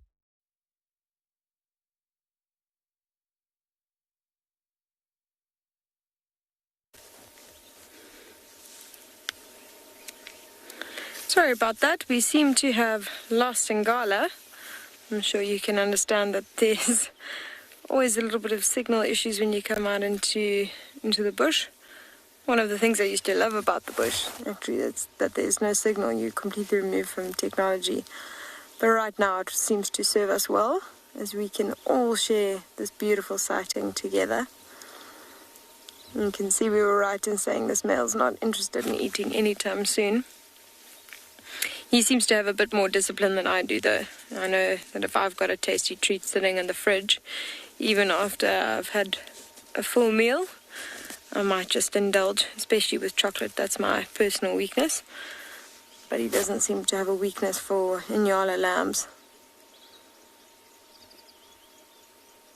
He's just trying to find a nice comfy spot. Shame. So we were talking a bit earlier about how he needs to rest before you eat.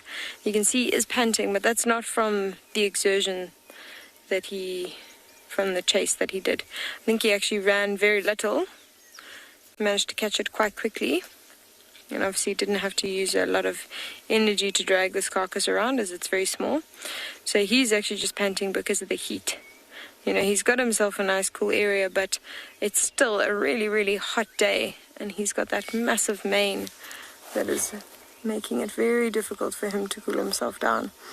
So what you'll see is they'll often pant quite a bit with their mouth open. You can see the movement of the body, so he's definitely panting quite a bit now. And the reason they leave the mouth open is because the membranes in the mouth are very good at heat exchange. So as a breeze goes past those membranes, the tongue and the cheeks within the mouth, it cools the blood down there, and that cooler blood then circulates through the body. So you'll see the same sort of strategy with crocodiles. They'll also lie with their mouth open. I'm sure most of you, any of you who have dogs at home, whenever they're hot, or especially after they need to cool themselves down after a run, they keep their mouths open and they pant like that. So that's why they do that.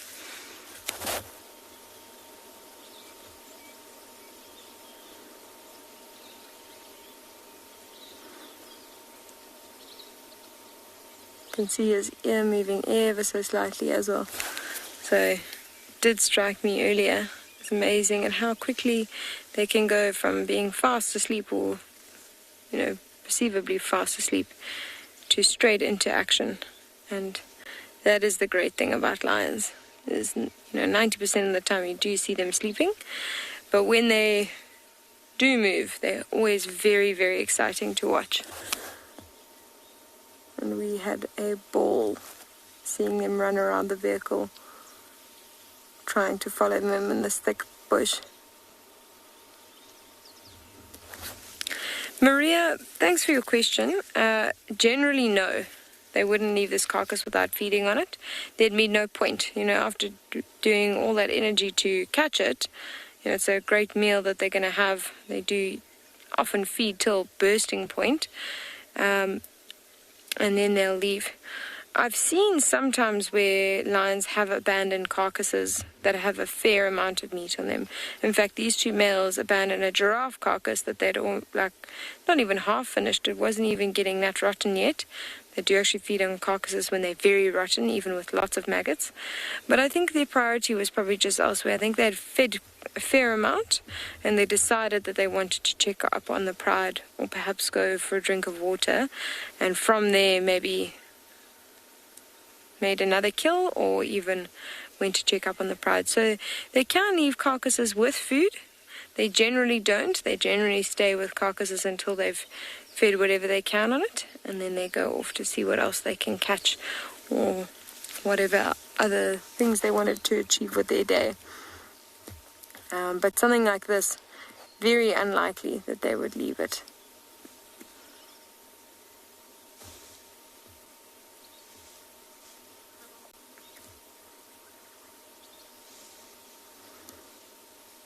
It's actually quite interesting. It's so peaceful here. And this is a great example of also how you find animals, because had we left when we were going to, which was a good, few minutes before all the action happened, which sometimes is Murphy's Law, these lions would have run off.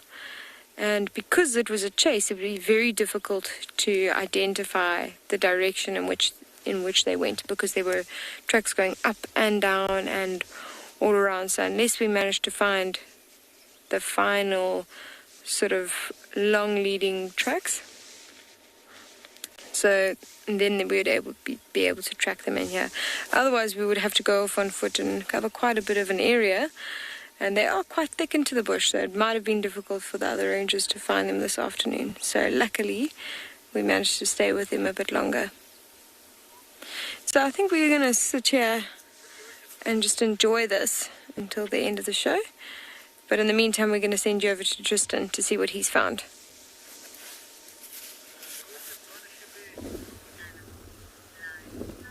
We do have a very tall animal. It is a rather lanky giraffe. We've traded the spots of a leopard for the spots of a giraffe. Not that giraffe actually have spots.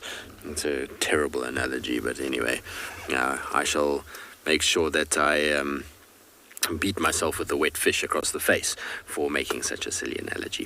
Anyway, we left Tingana for two reasons. One, because we had a slight technical issue and Marcel needed to get up onto Buffelshoek, which meant we needed to come off.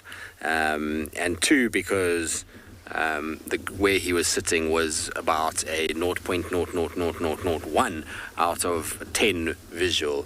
It literally was just a spot in the thickest of thick grass. He didn't move too much more from when we last saw him, and he just flopped down in a little shady spot. So I think he's going to be in that area for the day, unless something comes his way, and he can then hunt it. So we've left him to have a little bit of a nap. And instead, we're now with the giraffe. And this bull giraffe has been around. I saw him actually yesterday briefly, kind of disappearing into a thicket, coming in this direction. And now he's in a state of rest. So basically, he's just found himself a nice little shady spot underneath a marula tree. And you can see every now and then he is chewing. So he's ruminating and basically regurgitating balls of food that he's re-chewing. And while doing that, is also kind of just resting.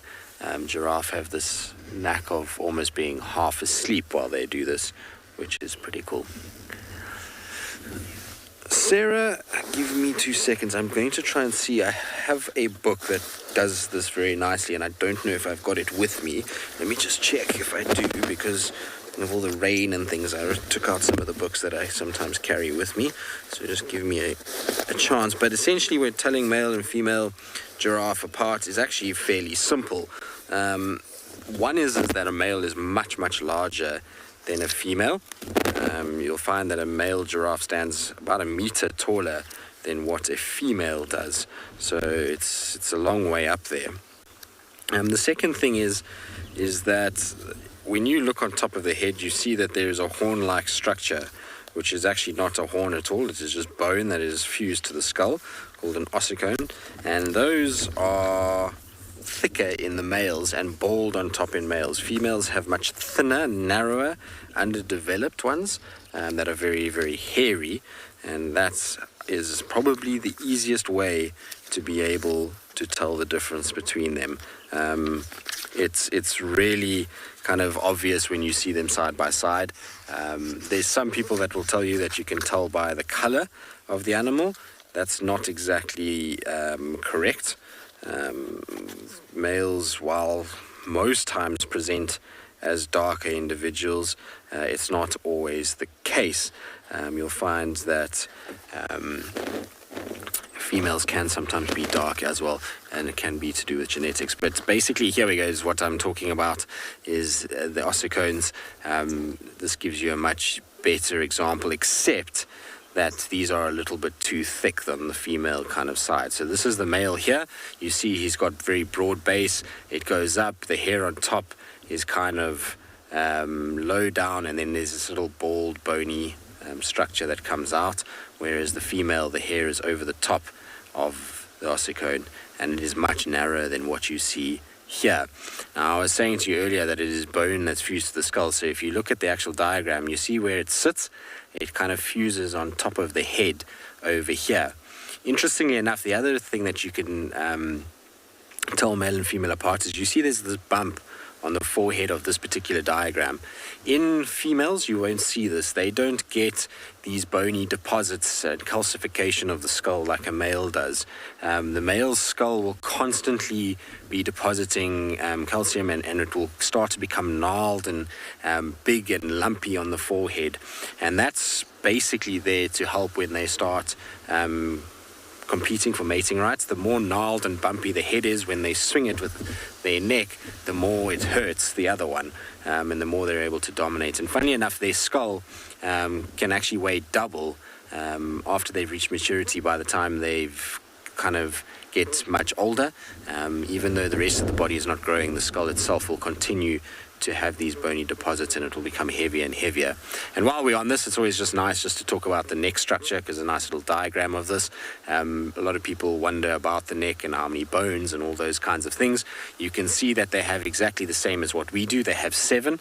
They're just incredibly large vertebrae that come down. So you can see they start kind of at the shoulder, and then they are very elongated all the way up and then join to the skull on top.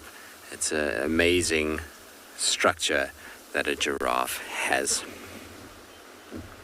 All right, we're going to probably leave our giraffe. We're going to try and see what else we can find. In the meantime, I'll send you across to Moritz and his sleepy cheetah.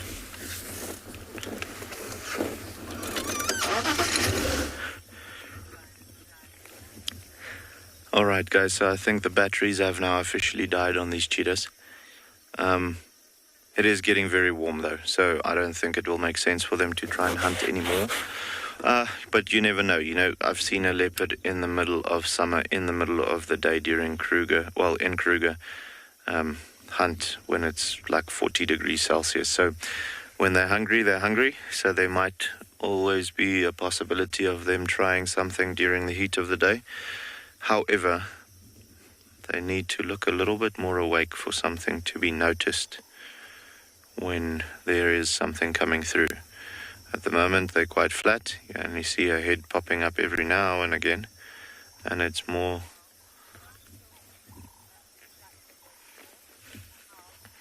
Carl, so the cheetahs don't have fully retractable claws. They've got semi-retractable claws for one specific reason, and that's to have better grip when they're running. So just like a sprinter putting on a running shoe or those running spikes to have better grip for when they run at those great speeds, the cheetahs have that as well, to just be able to grip the ground a little bit better when they run at 100 kilometers an hour, or sometimes just lower than that. with them not being super powerful, they use their speed rather than their strength to, tackle or ankle tap the prey animal, and then when it's on the ground, they use their jaws to suffocate it. So they don't really use their claws as much when it comes to gripping and holding onto the prey. Don't get me wrong, those claws are still very sharp, even though it gets worn down quite a bit when they move through the sand, especially when running. But it's definitely not as sharp as something like a leopard or a lion. But they don't need it to be, because they use it for something totally different. The dew claw of a cheetah, however, the little thumb claw that's slightly up on the forearm, that is a little more sharp because it doesn't come into contact with the sand so much. But yeah, like I said, guys, not much happening here at the moment.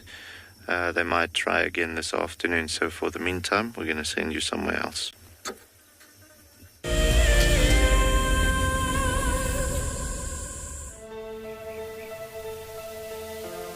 How insane is that animal? This is out of this world. Fantastic. Good, Mama. Wow, what a way to start off. Just such an incredible privilege to be out here. It just keeps on delivering.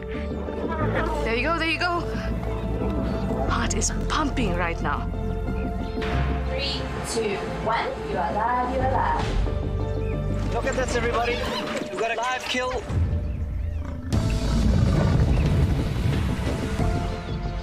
The croc's holding the tail. It's holding tight. Lucky wildebeest.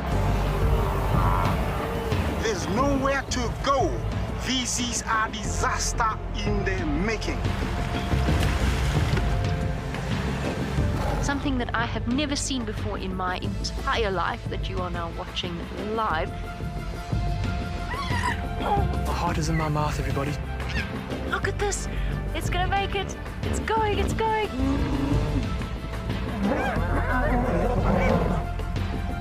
This is just too magical. Hi, little guys.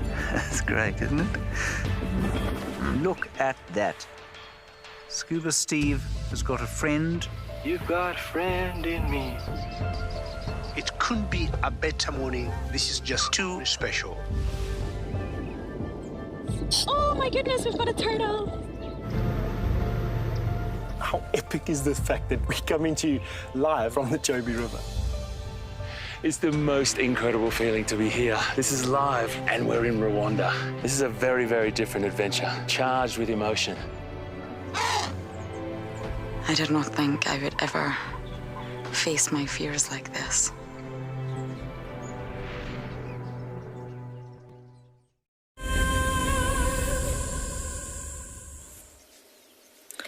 So, of course, the only thing that could actually wake this male from his slumber is his brother picking his head up and showing his brother that he's actually awake now.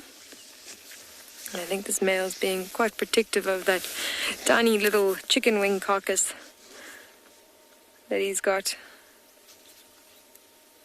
So I think he's just showing his brother that he's actually awake and alert, and don't even try coming here.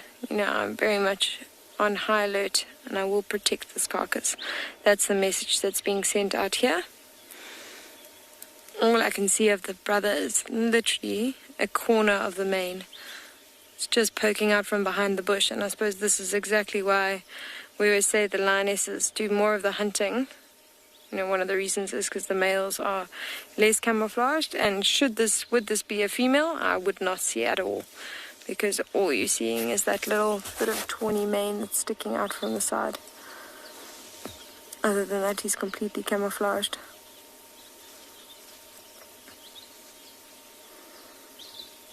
Shame, I feel bad for him. He's having quite a restless nap, you know, for being the heat of the day.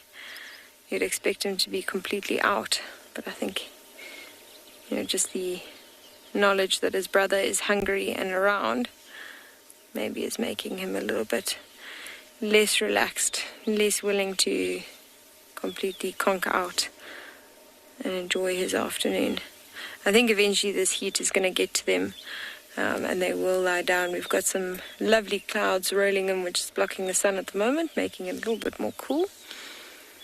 And again, you can see the immediate sort of change in behavior as a result of that. Very similar to humans. Just a minute ago I was very, very hot and sweaty, and now I'm nice and cool.